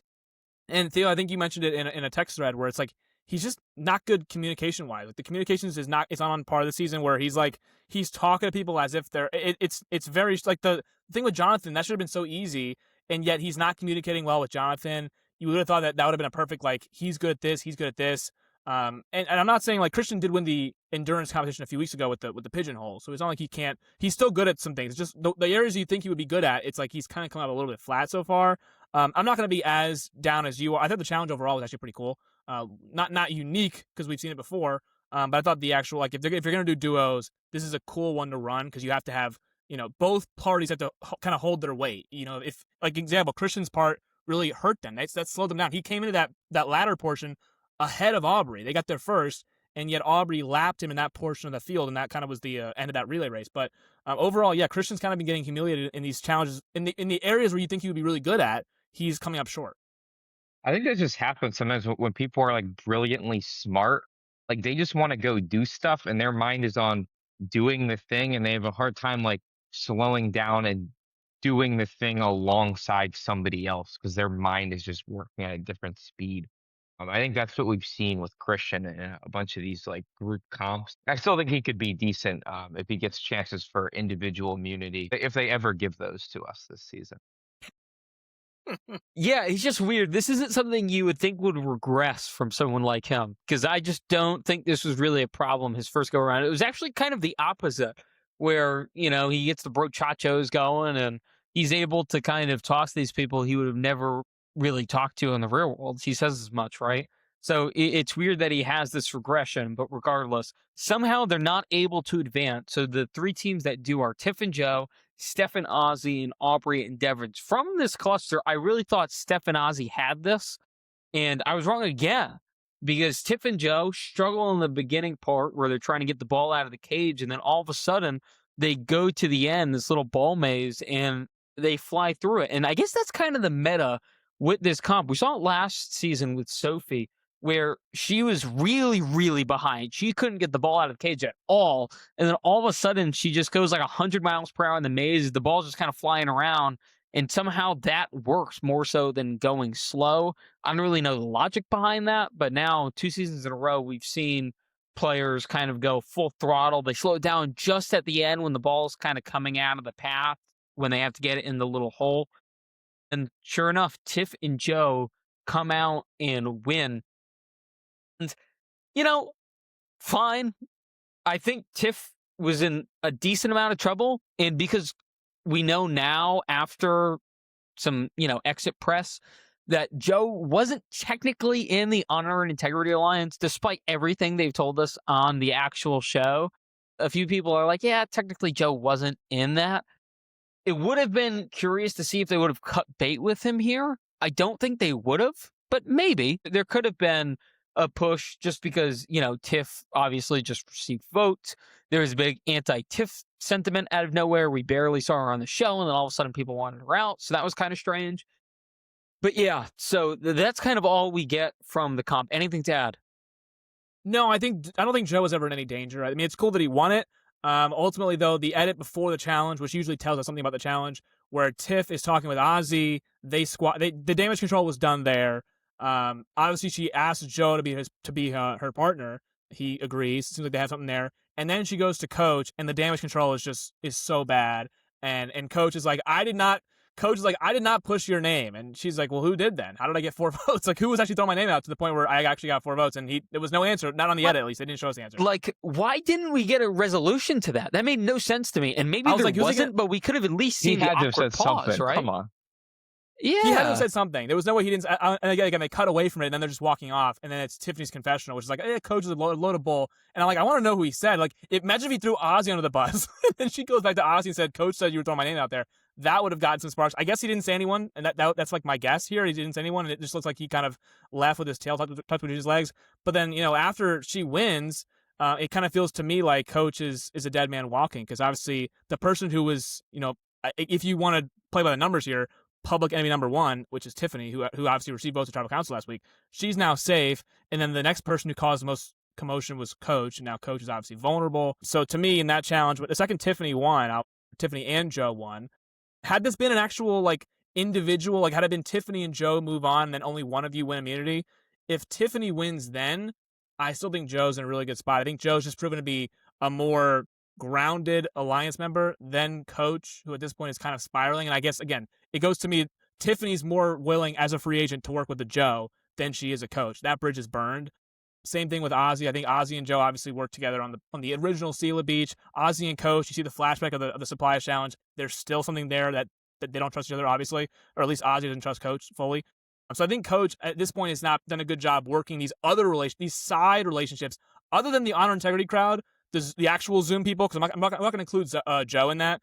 But outside of him and Jonathan and Stephanie and Christy, Coach hasn't really been able to branch out. Maybe Aubrey a little bit, but he hasn't really been able to get those actual other side relationships that I think Joe's done a slightly better job at so far. Yeah, so I feel like a Coach vote out, it should come with some type of backlash, but I don't think this one is. I think you might get Joe might try to claim that he was blindsided because that's just kind of what he does, even though I feel like it was clearly laid out to him what was going to happen. I still kind of feel like he's going to be upset about it. I don't know who else is like really going to be upset about this. don't think I mean, even Joe switched his vote. I think he was upset that a loyal alliance member to him is going along with Chrissy. That's two, and it's like I think Jeff said 50% off, buy one get one free. Like you're getting two people out at the price of just one tribal council. So I don't think Joe loved that two of his allies, even though he's not in the Honor and Integrity Zoom alliance, he is still in that alliance. Like he's on the beach now. Even if he wasn't pre-gaming with them, he's on the alliance with them now. So I don't think he wanted to lose two alliance members in one fall swoop. But Coach, again, I think had burned other relationships that Joe was starting to build. So I think he'll be able to get over it pretty quickly. I think the issue is look, I said I wasn't going to say it again. I'm going to have to say it again. If it wasn't a duos twist and Coach was voted out in a blindside manner, then yeah, there would have been chaos. But because this played out the way it did, it felt like they were in their heads forced to vote out Coach. They had to do so. So that's what's annoying about the whole situation. I do think Coach would still be here if it was a solo. I think they would have probably figured something out. Perhaps Suri and Ozzy wouldn't want to tip their hand quite yet. Maybe they just vote out like a Tiffany as an easy vote, assuming she didn't win immunity here. I just like that to me is far more engaging and interesting. I think instead, as Theo was saying, Joe might be upset. I think the anger will be towards the twist more so than the actual people who left, which shouldn't happen, but that's kind of where we're at. I do want to shift gears here because Cherie, as all this is going on, she's the only one not in a pair, so she's safe already. But she goes to exile, and her task is she has to find one coconut with a phoenix on it out of 2,000 coconuts. It's a crazy visual. It actually is fairly interesting. But she does it like everyone seemingly does in all of these challenges on these journeys. She wins. I don't know who loses journeys anymore. I guess if you're playing at someone else, you can lose a journey. But if you're a solo journeyer, it's the freest advantage you can possibly have. No, it's a free win. I actually was. Yeah, go ahead, Theo. I was just, yeah, they try to build it up, but like the suspense does nothing anymore. Like you just know they're gonna figure it out. They try to make it dramatic. Yeah, they got me on this one. I mean, I eventually figured out that she was going to get it, but when I saw the visual for the first time, I said, okay, Suri has no chance at winning this kind of challenge. It's literally a needle in a haystack kind of challenge, and Suri is not the most athletic person in the world. Like, I didn't think Steven was the most athletic person in the world, but he was like circling around the island last year in 49 to get his journey. I just didn't think Suri at any point. Suri has not been a challenge competitor. I almost thought that would Suri even want to bust her ass and work for this actual advantage, because it all is just you're keeping your vote, you go in tribal council. She would have been safe anyways, at exile, but I guess she wanted to have some more pull in the game, so she does win it. I just thought that, looking at the challenge initially, I thought, okay, there's no way Suri would. If this was like Ozzy, I'd be like, oh, he'll find it in 5 seconds. But 2,000 coconuts, flipping it over, I personally would have, forgot which ones I flipped over. I would have been like, oh, did I check that area? I'd be rechecking areas. So I just thought in my mind, maybe Suri wouldn't be able to get this done in the allotted time. I don't know how much time it is. The hourglass, is it an hour long? I don't know, but she no got it shot, done. dude. No shot is in an hour. Had to be longer, you would think. Like, it's going to take a long time to flip over. My theory is I don't even know if it can expire. Well, clearly she was there for a while. Yeah, the only reason why I say an hour is because, last week's journey was an hour. Yeah, no shot this was an hour. Like, this just 0% chance. Well, then she had a mid-mental breakdown and then still was able to complete it. Right. So again, she in did my not mind, have a good method to go about this at all. She still won. Right. My mind was saying, okay, she is only going to have so much time to complete it. So I thought she's not going to get it done. And then eventually, they don't actually show the hourglass again. But after she gets back up and keeps looking, I'm like, well, she's going to find it now, certainly. If she's able to take a break and then go back and find it. Can we really get in the weeds on this, Mike? Because this is something I believe I learned from Tyson. I'm not sure who said this, so I apologize. I guess multiple people could have said it. Someone made a point that when you're searching for like an idol, maybe it was Wentworth, when you're searching for an idol or something like that, or on a similar comp to this one, the producer's cameras, if you really pay attention, they'll zoom in tight because they know obviously where the thing is. So if you just kind of go off them, you can kind of sort of figure out, like, if you're hot and cold. It won't lead you exactly to where it is, but you can kind of get a gauge of how Eliminate close some you other are. spots. Yeah. Especially on this, if that's the case, like, you can eliminate like half the beach then. Because even though there's 2,000, if it's air quotes cold on one side, if you walk to the other, camera gets a little tighter, then you have to be Eliminate warm. It that. has to be one of those. Then you cut 2,000 to maybe 300 or something. So I have a feeling that that's kind of what happened here. And if that's the case, you probably shouldn't do comps like this. Again, the visual was cool, and there is kind of a fun nature to this. But if that information's already out there, then you should never lose one of these. You just shouldn't, because then you can just kind of differentiate, like, okay, yes, there's 2,000. It has to be in this area because the camera's tight. If I can't look at the 200, then I suck at this anyway. What does it matter? Right, and then she doesn't lose. Like you mentioned, she wins. No, So, and I didn't think congrats she to was, ever, because they never do. Okay, yeah. So again, congrats to Suri on this one because she proved me wrong. Suri doesn't usually win anything on this show, or doesn't win challenges, I should say. That's a good point. So they gave her a task, complete the task, and I immediately was like, oh, there's no way Suri can do it. And then she did it. So I was like, okay. Even in the way that it was done was a little bit like, okay, I don't know how she could have lost it. She still had to do something that was, it's like the sweat and savvy things where it's like you're having to, strain yourself and do something to complete this task. I thought, okay, at least she did something. It wasn't like she just showed up. Like, remember Savannah last year just showed up to the island and won something. We got a freaking montage of her sucking at comps in the middle of this while she's crying. We got a montage of her failing to complete other comps. Yeah, that's when you knew she was going to win this one, obviously. But the point still remains. At least no. But like, to me, I'm like, at least she had to work a little. Like, she had to turn over a bunch of coconut. Yeah. Even if she was always going to win it. Remember last year? Savannah literally comes on a boat to this, stool, and it's like, hey, by the way, you just won an advantage. Like, she didn't have to do anything. She just showed up to the beach and won the advantage. At least Suri had to do a little bit of that sweat savvy thing where she had to work a little bit in the allotted time, and she turned over the Phoenix coconut. Like, at least Suri, it was a hard fought win. She was always gonna win it, but at least it was better than what we've seen where, like, Savannah won a game of Jenga and got an extra vote. It's like, okay, like, that's Suri could have done that. Well, and then she got to go back to camp and tell everyone which two people she wanted voted out, and then they all voted them out. That was the important part of the episode. Yes, she has enough pull to. Oh my God, Suri's finally back. I think Christian even joking said the cavalry is back. It was just one person. It was just Suri. Suri's the only one who came back. But it's like, oh my God, thank God the cavalry is returned and we can actually sway the numbers on our side. It was kind of hysterical.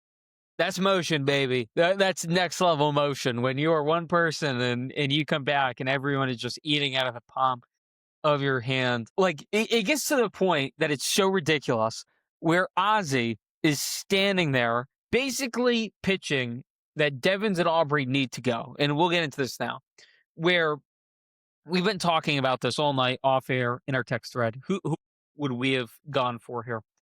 Devins and Aubrey, by like a clear margin, are the more threatening duo of the Devins and Aubrey and Coach and Chrissy pairing.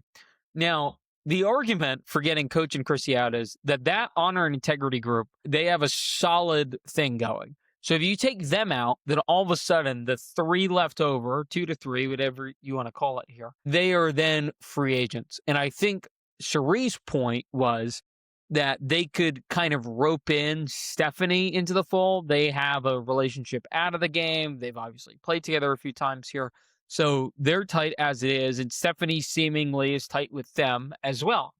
And then Joe, they've kind of circled the Joe wagon a little bit, brief stuff at the beginning of the game, the OG Beach. And then since then, they've seemed fine with him, so maybe they can bring him in the fold as well, as opposed to voting out just Devins and Aubrey, where all of a sudden then you still have the honor and integrity crowd. I guess they would have the numbers because then the Nerd Hive might be pissed at you. And then I guess the Furies, everyone turns their eyes and looks at you if you're Suri and Ozzy. So that's kind of what they're weighing here. Ozzy seems to have made his mind up. He's like, look, I still think I have something good with flipping. And I guess Christian will have no other choice to be with us after this point. So we can still have the numbers if we bring Tiff into the fold, and we can still be fine against the honor integrity crowd. Suri said, no, stop. Like, what are you doing? Like, this is obvious. This is clear. 2 people against us in an alliance. and we have to get them out because when are we ever going to get this opportunity again? And Ozzy, without missing a beat, says, okay, that's that. So as much credit as we've given Ozzy throughout the season, Mike more so than anyone else, at the end of the day, let's just call a spade here. Ozzy is nothing without Suri.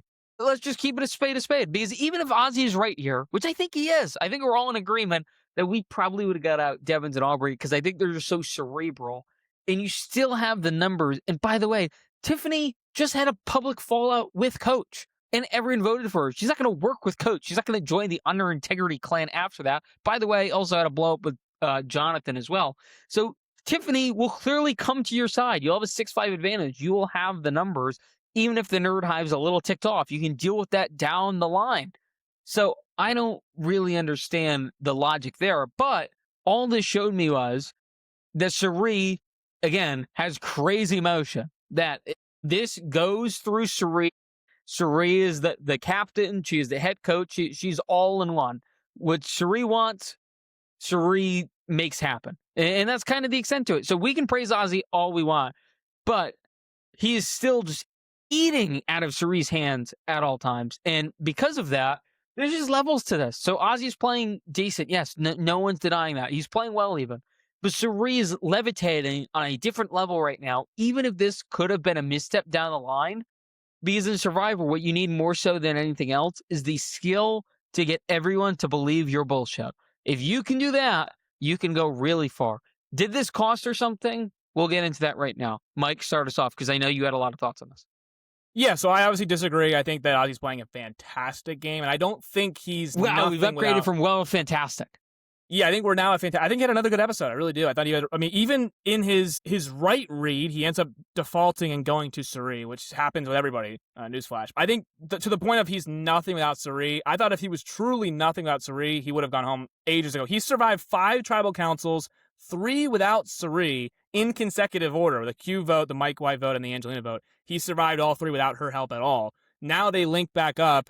And whether she returned from exile or not, he was going to be safe in this one as well. He would have survived another tribal council. Despite having just one immunity and having a big target on his back, no one is coming for Ozzy at all. So I think he's doing a much better job socially than any of his previous stops. And that includes Cook Islands. I thought he's doing a much better job in his social game. His strategic game has never been good. And if your strategy this season going in was, I'm going to default to Suri on everything strategic, that's not the worst game plan. I'm going to default. All my opinions are going to be Suri's opinions, strategic-wise, that is. And if I think getting Devins and Aubrey out is the right strategic move, and Suri one-ups and says, hey, I think actually getting Coach and Chrissy out is the right strategic move, then you know what? I'm going to default to the better strategic player on this one. And I think if you're Ozzy, that's a totally fine sword default. Like, if you want to do that, that's fine. I think ultimately Ozzy's right here, and Suri's wrong. And why do you think that? Well, because to me, it's not even close. A threat level in this instance is not even close. So Devins and Aubrey both are much more. I look at this as like a tree almost, and whose branches which tree has more branches on their trunk? Basically, Coach has burned all of his relationships with everyone else. So Coach right now is not someone I personally would want to pick off right now because he's pissed off Tiffany, because he's kind of turned off even Jonathan and Steph to where they're like, guys, Coach is losing it.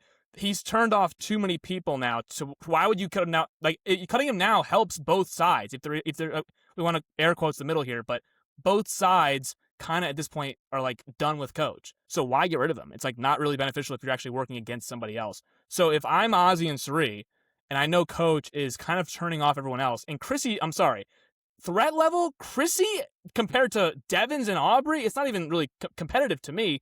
Devins is a much more dangerous player. Aubrey even. If you vote out Aubrey solo, that's a shockwave move. If you vote out Devins solo, that's a shockwave move. Back at camp, you're like, oh my God, they voted out who? Devins? If you vote out Chrissy, it's like, I mean, Chrissy almost went home 2 tribals ago. It took Jonathan flipping on Camilla to even save Chrissy in that one. To me, this is not even, and by the way, to get both Devins and Aubrey out in one tribal council, that would have been the headlining move of the season, and they passed up on it, and I think it's a fatal error. I really do. I think, at this point, again, I love Suri. I think it's a bad read here. 2 episodes ago, she said Colby is the head of the snake, Coach is nothing but a figurehead, and suddenly this episode, Coach is the one, he's the mother, he's the father, and Chrissy's the mother of this alliance. I don't think that they have much to, honestly, I think Jonathan has better relationships with other people than Coach does. I think Steph has better relationships than Chrissy does. I think Joe even at this point has at least Tiff, and then other people. Like, what does Coach really have? He had that one moment with Aubrey, but he's kind of turning everybody off right now. So at this point, I would not want to vote that person off because they're not really running anything. Even if Coach wants to say he narrated the D vote, it wasn't like D was blindsided or anything. It wasn't a huge, he can take credit for that all he wants, but he's not actually running the game. The other people I think are running the game, and I think she actually just helped the Nerd Alliance, which was if you take out Aubrey and Devins, Christian is cut at the knees. He has nowhere to go but back to Emily, back to you, Suri, back to you, Ozzy. He has nowhere else to run. So I think at this point it was a fatal error keeping those two massive targets in the game. Yeah, and Theo, I think something that I want to hear you talk about here is if you're Suri, who are you most concerned with right now? Because I feel like we haven't really heard that from her because we all think like heading into this that she was playing the best game. But I guess what I don't understand is if you're in her position, like who are you trying to take out? I don't think that's been clear right now. Yeah, the one thing maybe she was trying to do was to keep that nerd group together because Ozzy kind of does have some branches over there, like with a flippin'. He's now talked to Tiffany. He's worked with Christian. So I wonder if you, like Mike, you said it, if they get out Devin and Aubrey there, would Christian come running back? Maybe she's trying to avoid that. Like maybe she's trying to isolate them and she's kind of just trying to run the game with her, Ozzy and Rizzo. And the way she's doing it is she's like kind of orchestrating the whole thing. It's almost like she's trying to build her winner's case, and I think maybe that's what's happening. Is she's like thinking so many steps ahead. She just wants to keep this threesome, and she knows even if they don't have the numbers with the advantages they have, they can kind of run the game, and she just doesn't want anything coming into conflict with that. So But the my- thing is, I guess, like Yeah. she doesn't think anyone in particular is a big threat. She's just going like kind of by the seam of her pants. Like each time, like whoever poses a threat at any given point, she can orchestrate it as she goes. Yeah, Yeah. my issue is if you actually look at it, who is Christian most loyal to? I think the answer would be Devins. Obviously, he trusted him with the information of the idol, and then they willed it to Aubrey. So if I'm Suri and I know that, which I think she does, I want to take They that out have to. immediately. That's what I'm saying. They have to. So if I'm Suri, I want everyone to be coming to me. And if Devins and Aubrey are still in the game, Christian's going to them before he comes to me. Emily maybe even goes to them before she comes to me. All she has right now truly in her pocket are Ozzy and Rizzo. I think she has Steph already, which is why I think eliminating Coach doesn't really bring Steph closer. I think Steph was already in Camp Suri. Obviously, she told her the advantage last week, like immediately, and she was kind of being turned off by Coach's antics. Like I think she already was good with Suri. So I think if you take out Coach and take out Chrissy, what does that really do to the honor? I mean, it loses 2 numbers for them. I guess this is all about just taking 2 people away from that group, which is better than taking 2 people away from this group. That's really all this was. But I think in terms of the threats, it's not even really close. Bree and Devins are significantly more threatening players in the long-term stage of this game than Coach and Chrissy are. They kind of had no win equity as of today. Coach and Chrissy had kind of no win equity as of right now. I thought if this was a solo elimination, I think that Devin's idol ploy maybe saves himself, but not Aubrey. The fact that it saved both of them and they're both still here in an episode where I thought that one of them really should have gone home because they're so threatening and they didn't have the numbers. I thought that's a big swing and big turn of events for that Nerd Alliance. Well, I guess that's kind of my point. I just don't understand who they think they need to get out. Because usually at this point in Survivor, there's like, okay, this person's a threat, this person's a threat. We haven't really got that yet, like at all. It's kind of like, oh, this person's Weird. kind of annoying today. Like, we'll get them out. That's kind of what it They're felt like with D, Yeah. you know? And that's what it felt like today. Yeah, they're dancing around the fact that, like, for example, we can say without saying it, everyone on the island is a threat. Same thing with Winners at War. They were all threats, but there's level of threats that Tony talked about in both his seasons, Game Changers, and both his returnee seasons, Game Changers and Winners at War. It's like the level of threat that you are, like these medium threats that kind of skate through the game because they're not the most threatening people on the island. Obviously, on this cast, they're all threats, but I think the medium threats in this island are the Christians, the Emilys, like those are the people you want to take out right now because obviously the big threats are like the Ozzy's a big threat. Like he's a 5-time player. Suri's a big threat. He's a 5-time player. My only I'm trying to rationalize here with Suri, who is a big threat herself, is she's trying to keep these other threats around as like shields for her and getting out like these Chrissy's and the coaches, Colby even. Like they didn't really have Colby was on one leg. I don't know, like these other strategic threats, like she's keeping these strategic threats in the game who maybe will be shields for her down the line. I'm trying to think about that, but I just don't like, why keep these strategic threats in the game when if I'm Suri, I'd want to be the one calling the shots. And I don't think that right now with Devins and Aubrey still there with Christian and Emily, that's 4 people. That's a powerful faction of group right there. And I don't want to have to, fight war with that in a final 8, final 9 if I don't have to. Do you think part of it is like she is kind of running socially right now? What I meant by the Suri is kind of just carrying Ozzy right now is Ozzy's doing decent on his own. Like that's not an argument, and he is playing decently well. But if they get to the finals together, Ozzy probably gets maybe 1 vote max. That's kind of my point. Is like Suri can just take credit for everything Ozzy does strategically because that's what Ozzy's big weakness is, right? Like that's where he's never been able to excel. So as much as we want to give him credit for having a better head on his shoulders this time around, by the way, another thing you can't argue he definitely does. All of that is from Cerise, so he can't take like full ownership over all of that. He has some individual moves, sure, 100%, no doubt about it. But the bigger, more impactful things that has propelled Ozzy to where he is right now, most of it has been via Suri. So I guess my question is, do you think maybe she's keeping like the Aubreys and Christians around because she wants to be able to claim that like she outsmarted them in the end? Is that part of it? Because outsmarting Ozzy isn't like the biggest thing in the world. People have done that numerous times. Is it like outsmarting like an Aubrey again, a Christian? Like, is that the cachet she's seeking here? To me, first of all, if anyone's dumb enough to take Suri to the end, they won't be getting many votes anyways to begin with. So Right, that's true. Ozzy aside. If anyone sits next to Suri at Final Tribal Council, you're lucky we got a few votes at this point in time. Good luck against Suri when she's able to talk her way and talk how she played her game, because she really, and we saw it in the edit, everyone's taking turns sitting down in the hammock with Suri.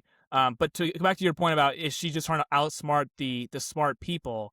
I think she can. I don't think it's the way I would attack this. Like, to me, I'd rather take the I'm not going to call them dumb, but like the people who don't necessarily think the way that an Emily looks at it, or a Christian, or Devins, or an Aubrey.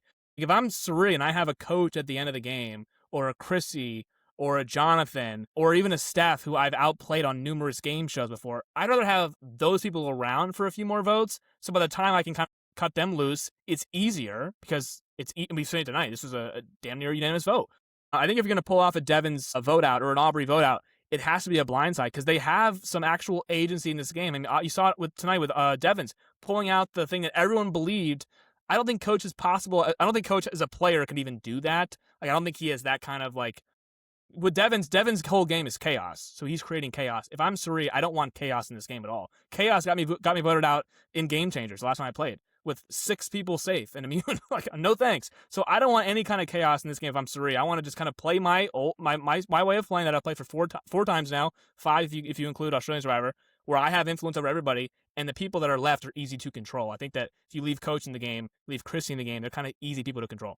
Well, on the flip side, this kind of kills that honor and integrity alliance that she was not driving. And now she is, like, the Nerd Alliance will be on one side, but now she has a chance to be in the driver's seat on the other side, and she can pick up those numbers like a Joe, who can be like a valuable 4, who will just like vote with you, won't scheme up much. Like, if she gets a Joe and a Jonathan and a Tiff like in the mix here, then I think that works out. And then it might be too early to do something like that. But that also could have been part of the thinking, is like, I'm kind of done like being a subplot of a bigger alliance. Like, I'm ready to kind of just start running this thing. Just real quick on that, at this point, what are we at? 12 people left. I don't want to be driving the 11. car on anything right now. I think it's way too early to be driving any vote. That's why I loved Charlie's game so much on 46. He kind of allowed Maria to drive those votes until about final 5, final 6, where he was able to get the numbers to then turn on Maria. If I'm Suri, I'm totally fine with Coach thinking he's running things, with Jonathan and Chrissy and Steph thinking they're running the game and kind of placating them a little bit. And then when the time is ready, like, I have Steph, I already have her from previous seasons. Like, I can kind of swing her. With Steph comes Jonathan. Like, you can kind of work a way around getting them away from a Coach and Chrissy without just straight up voting out Coach and Chrissy. So I think even then, like, even if you want to be driving votes right now, I personally would want to be like, have those relationships still there, but I don't want to be calling the shots right now at final. Yeah, and I think that's good points all around. I want to get to Tribal here because there's some antics at Tribal that I think are worth getting into. So you already mentioned it, Mike, but Aubrey does cite my guy War Dog, who I just loved as a character, where she said the twist is not on trial. I didn't agree with this then, and I don't now. I like the sentiment makes sense. The twist isn't on trial, but we can also acknowledge that if your game just hinges on these ridiculous twists all the time, then you're really not that good. Why can't we just say that? I remember there was a year, and I hate to do these sports references on Survivor, but there was a year, COVID year in college basketball, where Oregon's first round opponent, VCU, couldn't play the game because of COVID. And then Oregon got to play Iowa, who played a game prior, and Oregon beat them, and they get to hang a Sweet 16 banner now. Yes, inherently, that being in their way is not on trial. Like, we are not debating whether Oregon won a game against Iowa to make the Sweet 16. That did happen.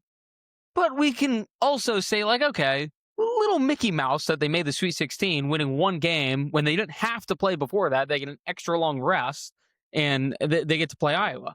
So, like, we can say the same thing here on Survivor. We're like, yeah, the twist isn't on trial, but if you are always the beneficiary of things that you don't control, that can be against your advantage, used against your advantage. Like, I don't see the problem with that. Why can't we acknowledge that? I feel like this is almost like slop from the Survivor producers, like that they inject in their brains and Ponderosa. I don't know.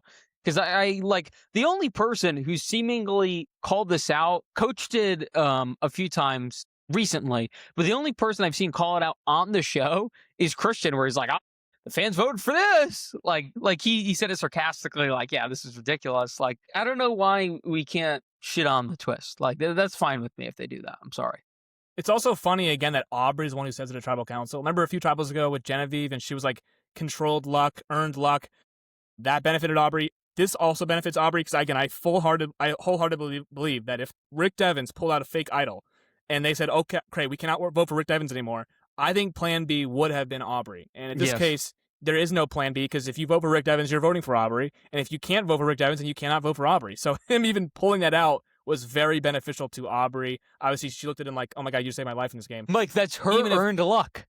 That is her earned luck again. That Rick Devens was able to, 100%. It's totally fair. It's just funny that she's saying it, though, in both. Yeah, it's the pot calling the kettle numerous times. She's like, hey, man, it's twists. You got to throw. This is the game, man. This is what happens. We signed up for it. It's like, really? We signed up for random rock draws and blood moons and pairs and of boomerang duos? idols, and yeah. I guess that's what we signed up for. I don't know. It's just funny that she's the one saying it when it's kind of all benefiting her right now. Yeah, I mean, that's why she's saying it. Yeah, she's been the beneficiary. She's like, yeah, look, guys, like we're all dealing with the twist. It's like we all got to deal with it. Don't you see? It's just insane. It's such crap. Like, and again, you're 100% right. She's benefiting far more than anyone else. It's just, it's such a ridiculous concept that you can't criticize. We got to point it out. Yeah. Like, it drives me nuts because someone commented on one of our videos that went really viral. And by the way, all of our videos, really positive remarks for the most part, besides one guy who fucking hates us. But regardless, he's calling us out as much as he can. But I think it was a Theo mentioned something about luck. And they're like, there's always luck in Survivor. Like, yes, that is 100% true. We're not doubting that. No one's disagreeing that there's luck in Survivor. What we're disagreeing with is the fact that, like, there's constant luck that you can't even earn. We like learned luck. Learned luck is fine. We don't like this random crapshoot stuff that is endless, seemingly, in Survivor 50. Was that the commenter who said that Suri was the most lucky player in Survivor history? Yes, that's literally the one of the more unlucky players to play the game. That's just funny that was actually said. But yeah, like, again, luck is obviously a part of Survivor. There's no dancing around that subject, but we can point it out when it happens. Again, I think Rachel's a great player, 47 winner. She did have an idol clue in her burger at an auction. That is luck. She happened to buy the burger, and she was able to be safe for a tribal council, which she would have been out on in Operation Italy. Those things do happen. It's not like we can also criticize it and then be like, yeah, that's also a really good player. But on a season like this, where there's so many good players and there's so many twists, we would be remiss if we didn't point out, okay, it's benefiting somebody, and like we can't really dance around that. Like, it is happening in front of our eyes. We can at least acknowledge it. There's a big difference between finding a hidden immunity idol and then being gifted a Billie Eilish boomerang idol from someone you haven't even strategized with or spoken to yet on the season. Those things are inherently different and involve different levels of both skill and luck. To them, that's another layer of social strategy. Not having even spoken a word to somebody and just willing it to someone. To them, they're like, it's another layer. Who are you going to will this idol to? Social strategy where you're just supposed to lock minds with someone on a different beach. Yeah, on a totally different beach. Yeah, that's what they think is this new introduction of it. So I don't know. All right, so this is the main event. I really want to dive into this. So we finally get the fake idol play. We've debated for a few weeks. Is it going to happen? Is it not going to happen? We all came to the conclusion. They've shown it a few too many times. It's been in the recap, I believe, 3 times now. Like it's coming, regardless of whether it's going to work or not. So Devin's feeling the heat. He does it here. He runs up, grabs the fake idol, sits down. Immediately, Stephanie is like, that's not real. I think this is kind of interesting because I don't think I've ever seen someone call BS on an idol this quickly as Stephanie did. She immediately says it's not real. Joe disagrees. Joe's whispering. He's like, 100% convinced. Real. What do you mean it's not? It's 100% real. Don't you see? It's right there. Stephanie, smartly, is like, can we see it? And Devin's response sucks. It blows. He says, basically, knowledge is power. You can't see it. By the way, like, great job throwing the gimmick name out there. But yeah, what power do you get by keeping it hidden? I guess like the only thing is if it's fake, you get it. But if it's real, there's actually no benefit to not showing it, which I wish someone brought up, because if it is real and you're hiding it, I guess you're making people think if it's real or fake. I don't know. That's too many layers. But this felt like a great job from Steph, sniffing it out immediately. And Jonathan kind of agrees with Steph, and no one else seems to care. So I just want to start. What did we make in the move? It felt like he had to do it here. He was definitely feeling the heat. If there's any time to do it, now was a good time to do so. I don't think he handled it well, and I think no one else handled it much better. What did you make of all this, Mike? Again, it worked. So I think for me, we talked about in episode 2, like, how will this come into effect? Will it happen when Devins needs it to happen? And I thought the first part of it I thought was really strong. Having to come to tribal council and be like, hey, I have this clue, and it's like, I know where it's at, because we've seen it. It'll be hidden in plain sight at challenges before. And so it's believable that it is actually a tribal council, not the way that Adam saw it in Winners at War, which was on the podium. By the way, it's still think he had a good thought there. I'll always give him credit for that. Sure, maybe, but at least with Devins, he says, I have the clue to an idol, and I'm like, I needed to save my ass tonight, and he just knows where it's at, because again, it'll tell you on the parchment like where the idol's at. So I thought overall, the first half of it was good. I thought the second half, when Steph kind of bombarded him and said, hey, show it to us, I thought he handled that poorly. But overall, Devin's game, and I'll say it again, it's all about chaos. I'll compare him to a UFC fighter. Yuri Prohaska, not good until things get chaotic, and when things get chaotic, it's in his, not this past Saturday. Not this past Saturday. Normally, if chaos ensues, that's when he's at his best. And in this case, Devins just needed to create some chaos. And you see, now it's a live tribal. Whispering people, and then Devins points out, well, I guess we now see where the lines are drawn. And Jonathan's like, I guess we do. Because you can now tell that they're not working together, because Jonathan is now having to change his vote, possibly. He's whispering to other people. He's like, well, who do we vote for now? Steph was dead set, apparently, on voting Devins. She's like, well, what do we do now? So it looked like Devins was going to receive some votes tonight. And ultimately, however the theatrics went, it caused enough paranoia in for the most part, everyone else's minds. Joe said it's 100% real. And Joe does not trust Devins. He said so much in episode 2. He said so much tonight. He's like, I want to get Devins out of here. I don't trust him at all. He's dangerous. And yet he's convinced 100% that Devins has an idol, and that is 100% real. Coach looks like he's pretty bought. Chrissy's like, what's going on here? So everyone's pretty confused. And Rizzo's fanboying out. He's like, yeah, Devins again. I don't know how he keeps doing this. So everyone's kind of buying it, besides Steph and to a degree maybe Jonathan. Ultimately, I think just the caused chaos at Tribal Council is ultimately what saved Devins today. Maybe he was safe. Honestly, I thought going into Tribal Council he was safe anyway. So I thought Cirie had the numbers to get her way and get Coach out. but I don't think it would have been 10 to 1 to 1, which is what the ultimate vote was. I think that he caused enough people paranoia to shift their votes onto somebody else, which in this case was Coach and Chrissy. Well, the way he's gonna play it off, and he set this up at the end when he said to Aubrey, he was like, "Oh, I can't play it till the next tribal anyway." So I think that's his play off why he couldn't show it to Stephanie, is because it was gonna say something where it wasn't eligible to be used until the next tribal, which another bad lie on this season of Survivor. Yeah, But in the end, I mean, it got what he needed. It's survive in advance. I think that the fake idol play, I think he would have been fine either way, but it assured that he'll be there tomorrow, and I'm sure there'll be another shakeup tomorrow because he really might have been a target, but it was really the reason he was at the top of the target list is because of the twist and because he was with Aubrey, who had aligned interests with. also because he's good at finding idols. And in this case, I think that while the whole point of the fake idol play was to save him for one tribal council, which is it successfully did do. So he is still here.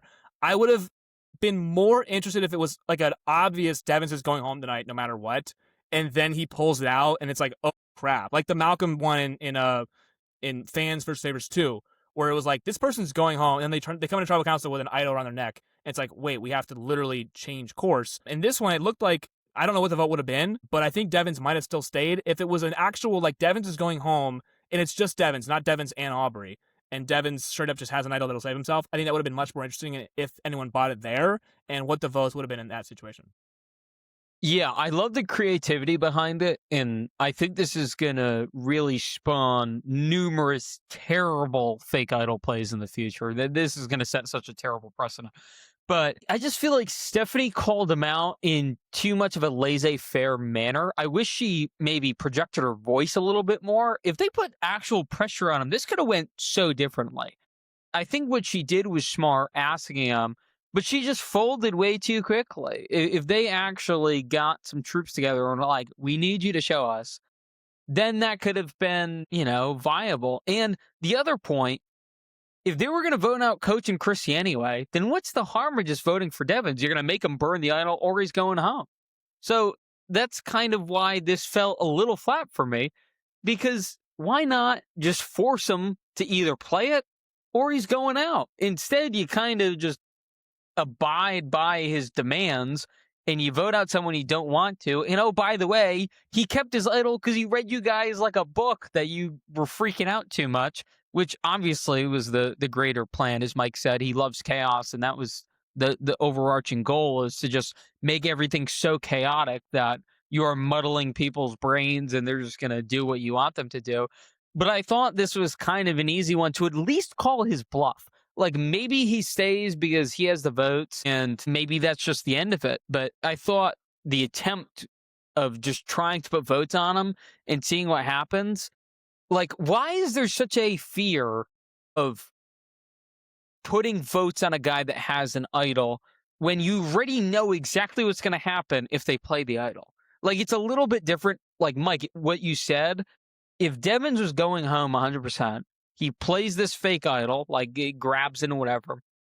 There's a live confusion. They wouldn't necessarily want to play it on Devins because they don't know who Devins wants out per se. And then they can try to like last second gauge, like, okay, do we flip on this person? Do we flip on that person? That's not what happened. It seemed like they only had one other option. So if you only have one other option, you might as well just vote him and see what happens, right? Like there's no downside to that. That's once again, and I go back to my original point of the duos sucking for this episode, because imagine in the duos, we literally only had two options. Imagine if there was no duos and Devins plays this has the fake idol play at Tribal Council, then maybe the whispers go from Devins to maybe Aubrey. It's like, oh, maybe we just throw some votes on Aubrey now. Or maybe we kind of throw some votes on the Coach or Chrissy, but not both of them, because there's only one option, either Coach and Chrissy or Devins and Aubrey. You're so limited in your options. So in this case, it looks like, well, we can't really vote for Devins because let's do the safe route and just vote for Coach and Chrissy. But if there was only no duos and Devins uses this for himself only, suddenly Aubrey is now completely, exposed to be voted out. And maybe she gets voted out on some craziness that Devins fake saved himself and she gets, the brunt of she ends up going home because of it. But because they're attached at the hip and then Coach and Chrissy are also attached at the hip, and that's the only options on the table. As we go to tribal council, there's literally only two options available. and it looks like one duo has just been saved by this fake idol, and the other one is like, well, let's just throw our votes that way. But if this was just a no duos, straight up everyone for themselves, I think this could have been much more fascinating and interesting. But because there were so limited options, like you said, it kind of didn't play out as interesting as maybe what it could have been. And they purposely keep limiting the options, like, in these tribal councils, and I don't know if it's because of they just don't have enough time to, like, edit the whole season if there's, like, more chaotic scrambling at camp, but yeah, it's just I we want options, we want chaos. Want I don't get this. Yeah, I want there to be four.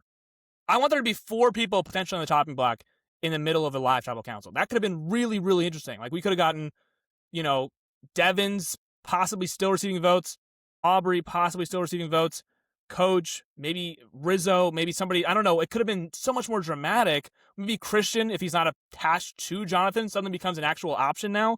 Like there was just no option. So I think if this was all singles, not duos, we could have got possibly four people's heads on the chopping block, and then suddenly that makes for a really appetizing or, juicy tribal councils. Like, oh my gosh, that could have been four people here that could have potentially had their neck on the line. Instead, we get two duos, which is not actually, it's just two different, voting blocks here. You can only vote for two duos. And instead of, you can vote for one of four different people who are on the chopping block. It's just like, it didn't get that same pull. I think their brains just melted here, which I don't totally fault them for because of all the twists and stuff. It's hard to keep up with everything, excuse me. But this felt obvious, just call his bluff. There's no downside because you know exactly where the other votes are falling. So you might as well just try and you go from there. And I already know the comments will say, I can predict them now.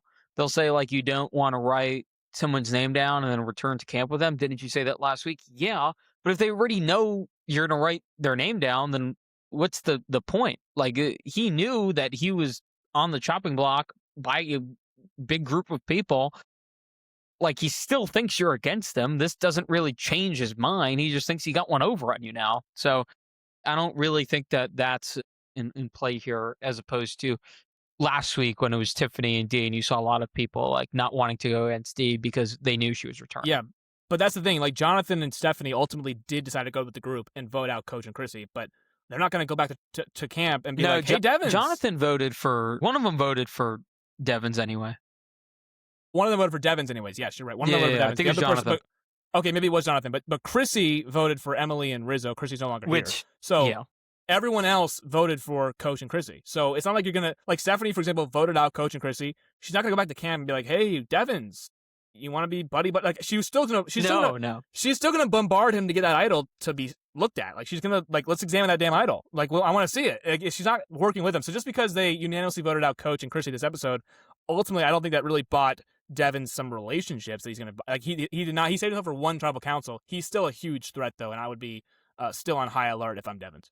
Yeah, it was just a flop by everyone else involved, which, again, we can't fault them too much for. Their brains are mush when you have a blood moon and you have a duo. They've never voted out a duo before. Yeah, this is the first time ever them voting out a duo, so it's a little challenging.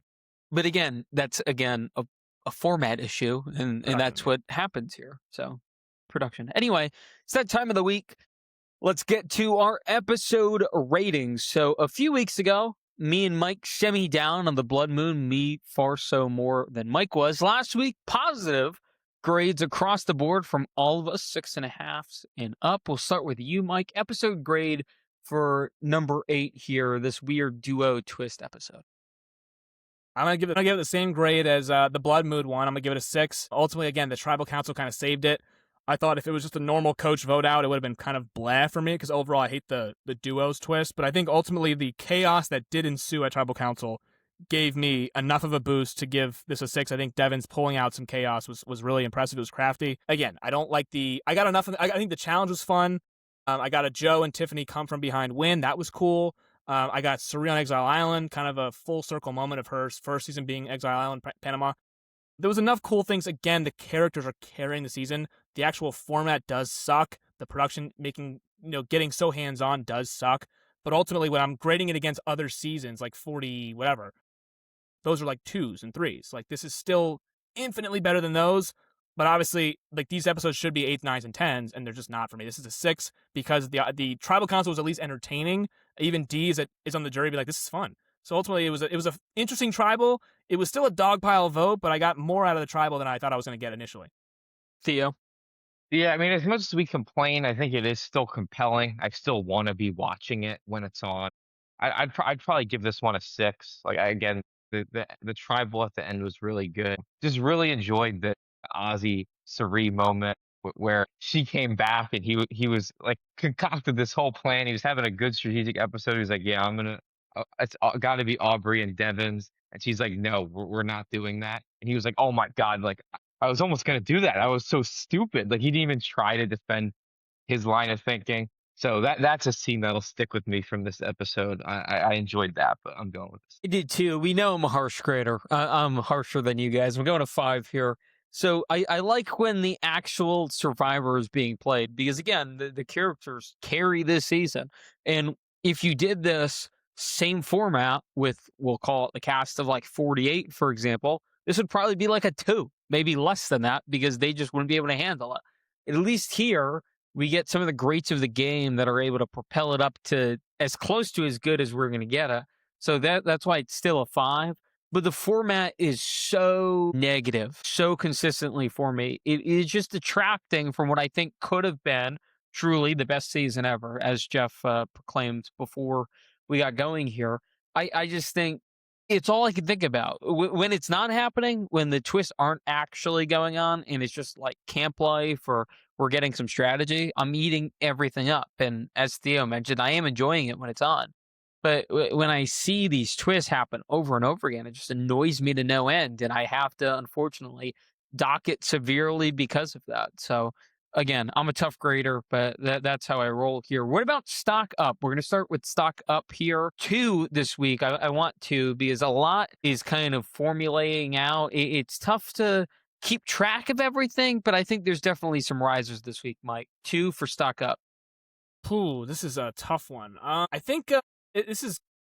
I'll go Tiffany stock up. I think that she was kind of DOA last week, but Theo, you did mention that she's kind of like a free agent ready to be picked up by anybody. I think getting with a Joe, who They at this didn't know she was point, on the show, Mike. So right? Well, now she is, and she's obviously paired up with Joe, who did just write her name down. She has a possible working relationship with Ozzy. They seem to squash that beef. It was good damage control by Ozzy, so that's a possible. She still does like Aubrey. She was willing to write Devon's and Aubrey's name down tonight as she was eating the spaghetti with Joe. She still allegedly she still likes Aubrey. So I think there's people that she can still work with. So I would go Tiffany for 1. The second one I'm looking at here, this is a tough one. that bad, huh? Yeah, and not that it's that bad. It's just like Steph, she loses 2 allies. I don't think she's in a worse spot though. Like I think she's still fine.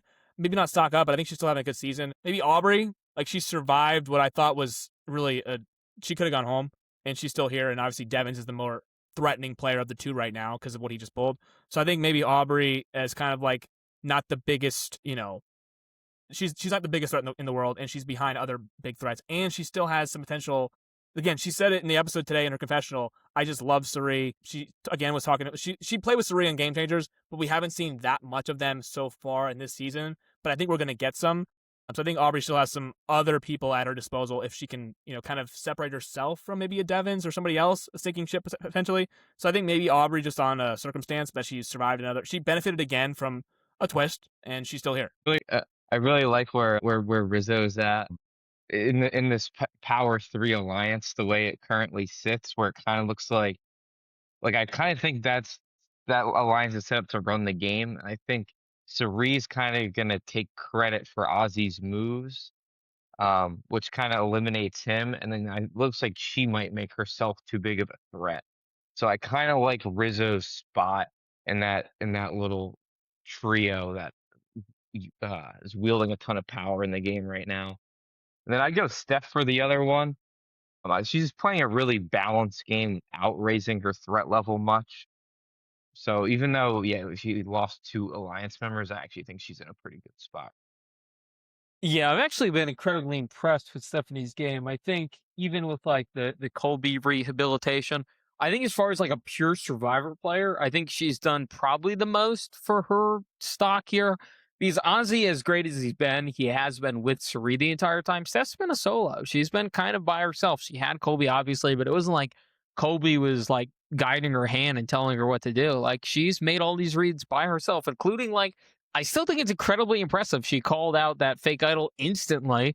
Was it just, skepticism as a OG player, not believing that you could possibly have an idol at tribal council? I don't know. But regardless, I still think that was pretty good. She's not my answer per se. I think Aubrey's definitely one of them here. I agree with Mike because she was basically saved by this twist. And then she was saved again because Devins pulled out this fake idol and she's not going to catch any of the blowback for it. Devins is going to, and then probably after him, it's Christian. So at worst, you're third in the Nerd Hive pecking order. And by the time they get to you, it'll probably be someone else's turn to go home, and you can kind of slither your way throughout the end game here. So I think she is just incredibly lucky throughout, which, I mean, hey, she earned it, I guess. So that's all that matters. True. The other person I think with the stock up is Flippin, as weird as it is. Hasn't been spewing misinformation constantly the last few episodes. Flippin, she hasn't been able to. So I think Flippin kind of settling down here is pretty good for her game. Maybe now finally she can do some strategizing. She needs to. She needs to change up her formula a bit. It was getting kind of ridiculous. I mean, if she wants to make a run at this thing, it's good that she's laying low a bit. She's even in presumably a lesser position than Aubrey. So I think, decent spot for Flippin to try to finally get her fangs into this in a real way and not just tell everyone secrets. Mike, my favorite part of the episode. Oh, you have something on Flippin? Real quick, I just wanted to say, I was thinking about her too, A. And B, how comedic would it be if Emily's able to kind of turn on this unbelievable late game surge and win a season in Survivor 50 with all these, so-called legends and other really good players as well, and with how comedic her pre-merge was. Like, that would be, to me, just like a hilarious way to end this. I don't know if she's going to win or not. I don't think she's going to, but if she's able to kind of, as you're saying, start strategizing and actually making moves that make sense, and maybe actually getting people out that she actually wants out. Because right now she's still batting over of like people she actually wants to. I guess Coach went home tonight, so that she got one there. But she's just it's been a game so far. But if she's able to win it somehow, it would be pretty comedic. Her nonsense hasn't like totally negatively impacted her, to be honest. So I guess there's still a path. But anyway, my favorite part of the episode, stock down, which I mean, endless possibilities here. 2 for us, though. We'll start with Theo here. Stock down. Again, I don't know who's like playing a great game right now besides the obvious. Wizard of Oz, like weird alliance name. I'm still not over that. But anyway. Too long? Yeah, too long for me. But outside of that trio, it's kind of tough to differentiate. We've complimented Steph a few times, but a lot of bad games, and I think plenty were on full display tonight. Ooh, I think the easy Theo, one for me is Joe, who's the honor and integrity guy, is running out of people to play honor and integrity with. I mean, tonight I like he that. was like insistent that like he wouldn't write Coach's name down in what turned out to be a 10-1-1 vote. So I don't know like where the wiggle room left is for him to like be honorable in this game, or who he's gonna play honorably with. I just think Joe's kind of cooked. I mean, he might kind of stay in the game like as his own entity now, but he's the way that Joe needed this season to go is not going that way at all. So that's my first one. We'd have to dig for the second one. I mean, Jonathan, I mean, we pontificated on him maybe being voted out soon on the last episode. I don't think this was a great episode for him either. We'll see if he can kind of come back from that, but he'd be a stock down. I could see him kind of being thrown up as the next big target because he's someone they can now kind of get out without upsetting either the nerd faction or like kind of the faction that Sari has going on now. I'm going to go with Devins and Christian. I'm going to go with 2 of the nerds. Devins saved himself today. I don't think he's long for this game anymore. He was my winner edit, my winner pick, but if I had a gun to my head right now and said, do you still believe if Devins is going to win the show? I would say no. I think he's playing another chaotic game. I don't think it has much more staying power in this game. I don't really think losing Coach and Chrissy, I've said it like 5 times now, I don't think losing them is all that bad for Jonathan. I don't think it's all that bad for Joe, and I certainly don't think it's all that bad for Stephanie. I think they are fine on their own without Coach and really without Chrissy either. I know their numbers, and numbers are important, but I think that they're able to. I think that they have more like Stephanie has been the most adaptable player on the season so far. She's been on like a million different beaches. She lost Genevieve, who was like her day one thing. She lost Kyle Medevac. She lost, a bunch of Colby. So I think she's fine without Coach and Chrissy. I think Joe, same thing. Joe, this episode proved to me that he's playing like a little bit. It's not going exactly how he wanted it to be, but for him to, write Tiffany's name down 24 hours ago and then, lock in a 2 with her less than 24 hours later, I think that's big. No one else was able to really scoop her up the way that Joe was able to really easily. So I would go Devins and Christian. I'm going to lump Christian in with Devins, because he had another poor challenge episode. I thought we'd get a better Christian as a challenge competitor, and as a social and strategic player, I don't know if I'm even up that high on him so far yet either. I think right now he's kind of been sloppy. I'm still looking at the Mike White vote as sloppy. Ultimately, the Angelina thing where he had to give up his shot in the dark just to get Angelina out. So I think Devins and Christian right now, it's been a little sloppy with them so far. I think one of them, I don't know who it's going to be, but I think one of them is going to be cut loose here pretty soon. I'm going to cherry pick one from each of yours. I'm going to do Jonathan and Devins here. I think the Chrissy and Coach thing has to be negative for someone. I think if I had to choose anyone, it would be Jonathan, because he's so, like, this sounds kind of dumb, but I think this is a thing that exists, especially in a show like Survivor. He's a big target, like, actually, like, not even metaphorically. Like, he just is a large man. And when you don't have Coach, like, going around being ridiculous, and you don't have Chrissy annoying everyone in this mother role, then you look around and you see this massive mountain of a guy, and you're like, well, he's got to be soon, right? And I don't think he's as adaptable as like a Stephanie or even a Joe is. I think Jonathan, this will affect him. I think like perhaps he could still be a GOAT. As weird as that sounds, I don't think he has like a lot of winner qualities at all. I guess like if you just don't care that he can win immunity all the time, you can just have him around. And yeah, but even with Coach and Chrissy on the jury, you think there's no way he can even if he just keeps up the shtick of honor and integrity, if he can get to the end as a GOAT, there might be a lot of honor and integrity people on the jury is the only issue I would say there. I don't think there's a world if like Ozzy or Cherie make the end, which I think right now one of them has to, that Jonathan's beating either of them. I think his only path would be like two other. It would be tough, because even if you have like an Aubrey, then presumably that means like you have Cherie and Christian, and like it'd just be too tough. Like I don't think he'd have to do something extraordinary to earn the respect of the jury, and I don't think he's capable of that, despite him coming here playing a lot different of a game. I think this Coach and Chrissy in one fall swoop thing really cuts him out of the knees, to be totally honest. I don't think he can kind of puppeteer them like he was prior to this. I think you saw the seeds of that early in this episode where he's telling Coach to lay low. Coach does exactly that. He's essentially the one that puts Coach in timeout first. I think if he was able to take credit for like manipulating the honor and integrity crowd, that would draw favor with the gamers and also the honor and integrity crowd. I think some of them would still vote for him, maybe not all of them, but he would still be able to kind of get some votes from each side. I don't think that's possible right now. So I think, unfortunately, Jonathan stock down. And then Devin, it's kind of obvious. You said it.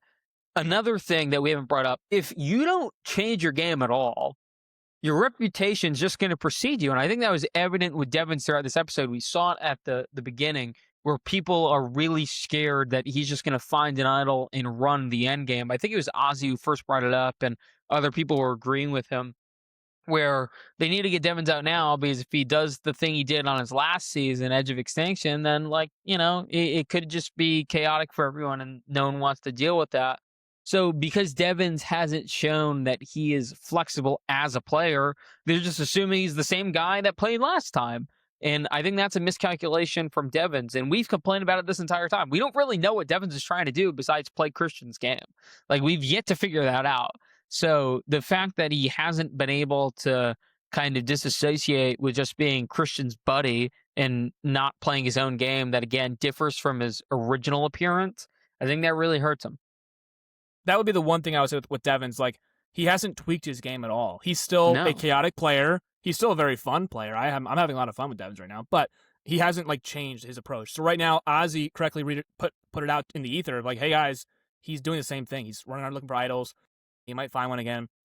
And then later in the episode, does the exact same thing. He literally goes at tribal council, makes a big scene as he finds an idol.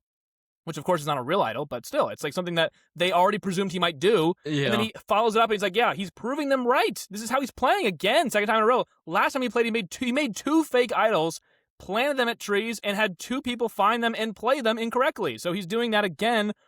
I don't think anyone wants to be, having that, up to his old shtick again. So I think that they're going to correctly take him out here pretty soon. He isn't, it's not like he actually has an idol to potentially save himself. He has nothing. So right now he is exposed. The only thing here, there probably will be an idol back in play here soon, you would think. Correct. What if he's the idol hound? If he now finds a real idol and everyone thinks he has a fake idol, he might be back. But without finding a real idol, I agree with you guys. He's in. There's still an avenue for him to actually. That's correct. That's a good point. So in the future, he's not DOA. He absolutely has a way to have some staying power. It just looks like right now he's kind of close.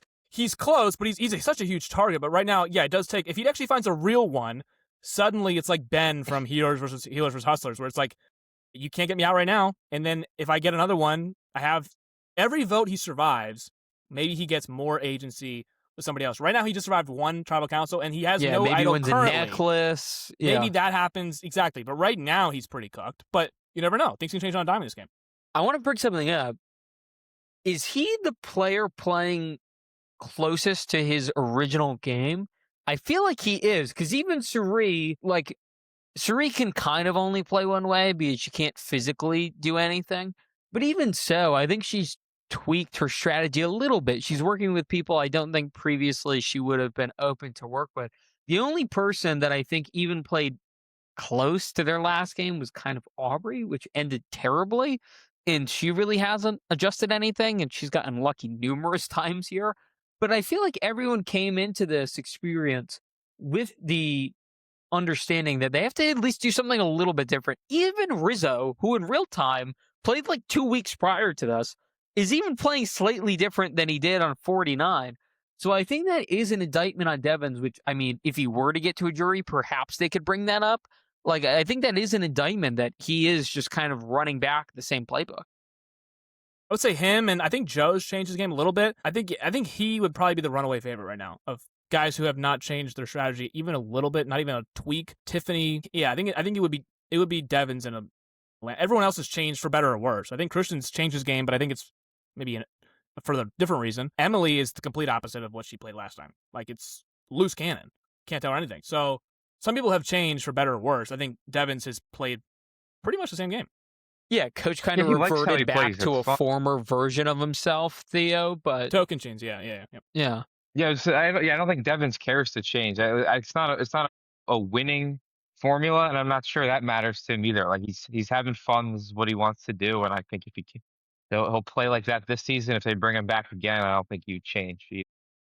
No, he knows that this is what got him back on the show to begin with. He's so grateful he's on the show again.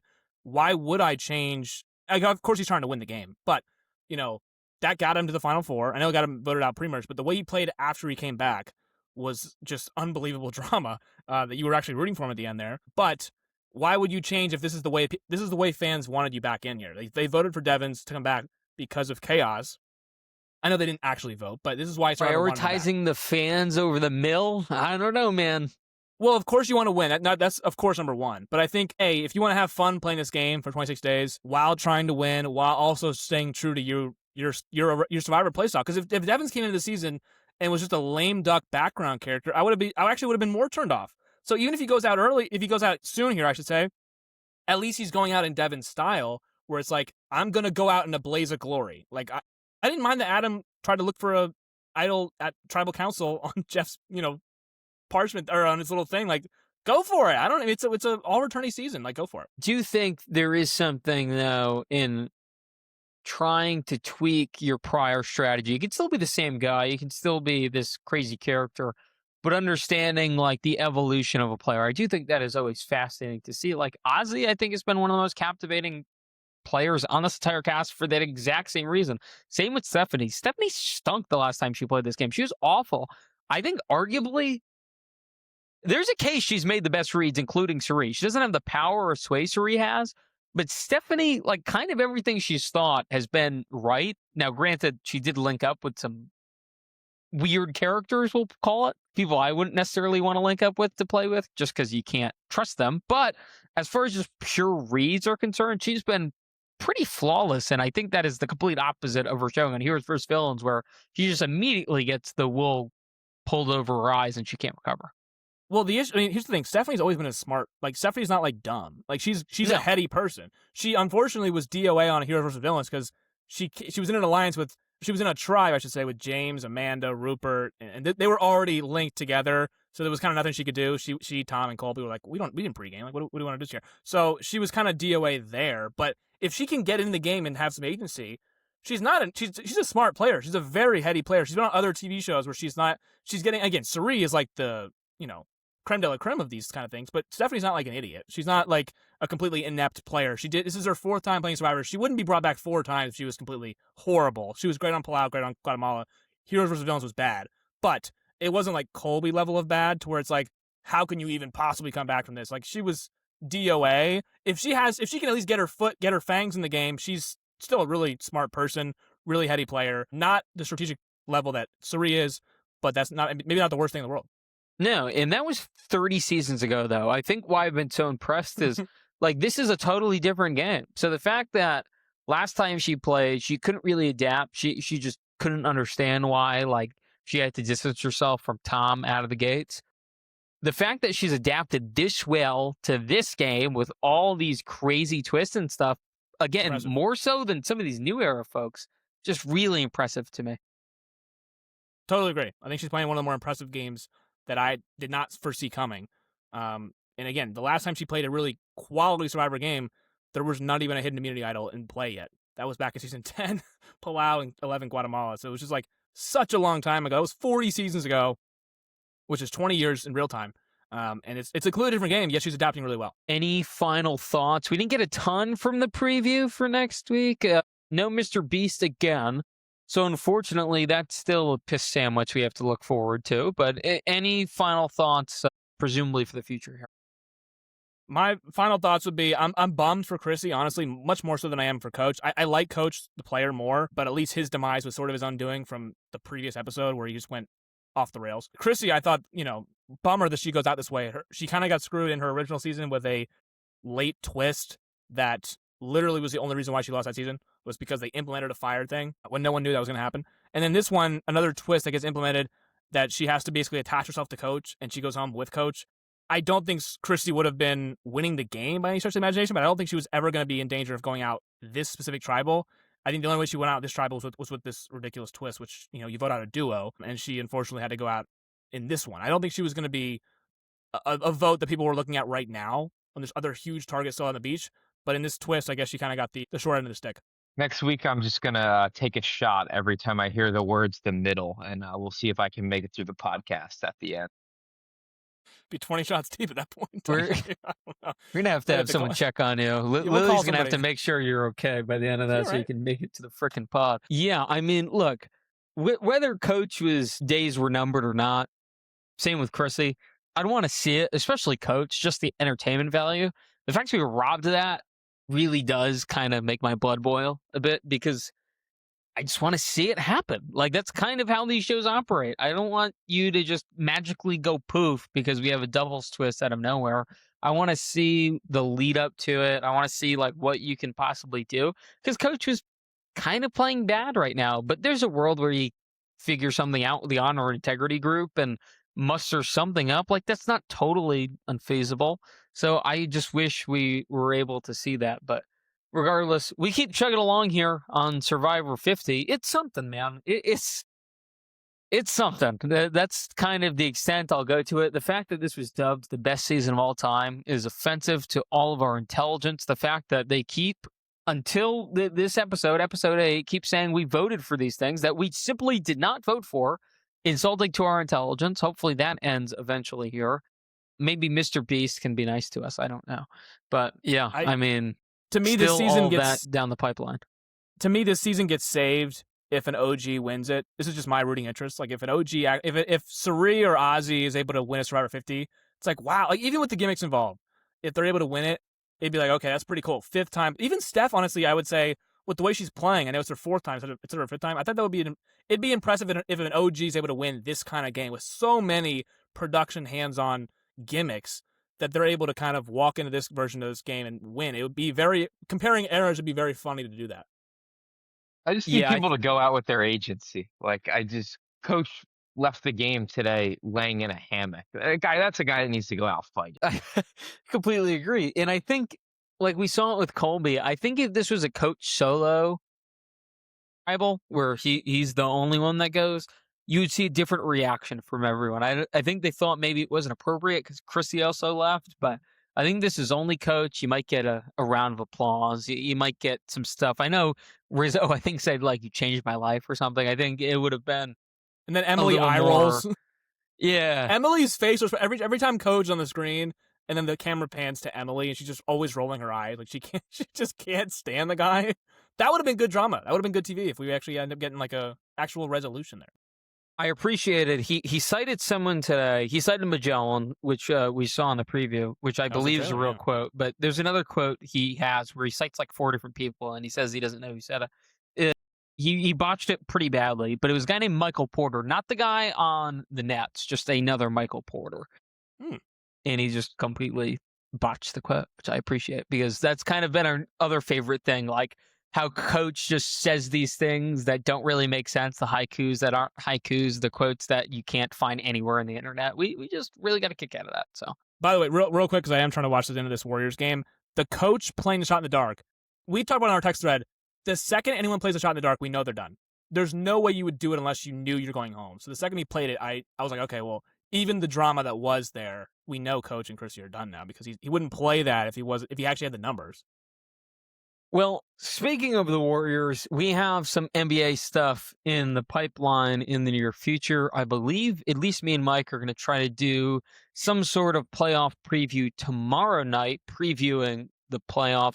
That'll still be located on the Gurus Network. We are not splitting up the actual videos just yet. That could be something we do down the pipeline. It's just the clips right now. So the clips from that, again, will be on the Guru Sports feed over on Instagram. There will be a TikTok feed made imminently for that as well. As far as the Survivor stuff, same feed, the Gurus Media, and we already have the Instagram and TikTok set up for that. Same place that you guys have been following. Make sure to like, comment, subscribe, do all that fun stuff. We have some more fun media stuff in the pipeline. Mike, in Perfect Woman today, pretty good. I mean, weird. Oh, I didn't see it. You I didn't actually see didn't see it yet. Oh, Okay. no, I totally forgot about that. Thank you. It is Wednesday. See, I'm actually losing track of the days. So thank you Yeah. for reminding me. I'll watch that after this Warriors ending. But I actually forgot about that Wednesday, too. Yeah. I thought it was And Thursday. for whatever reason. depending on how that wraps up, could do something regarding that. We have a really fun project in the works. We're not going to spoil quite yet. You guys will just have to see that when it happens. But anyway, for Theo, for Mike, I am X. We are the Gurus. We appreciate all the support lately that we have been getting, and we will see you next time for episode 9. Peace.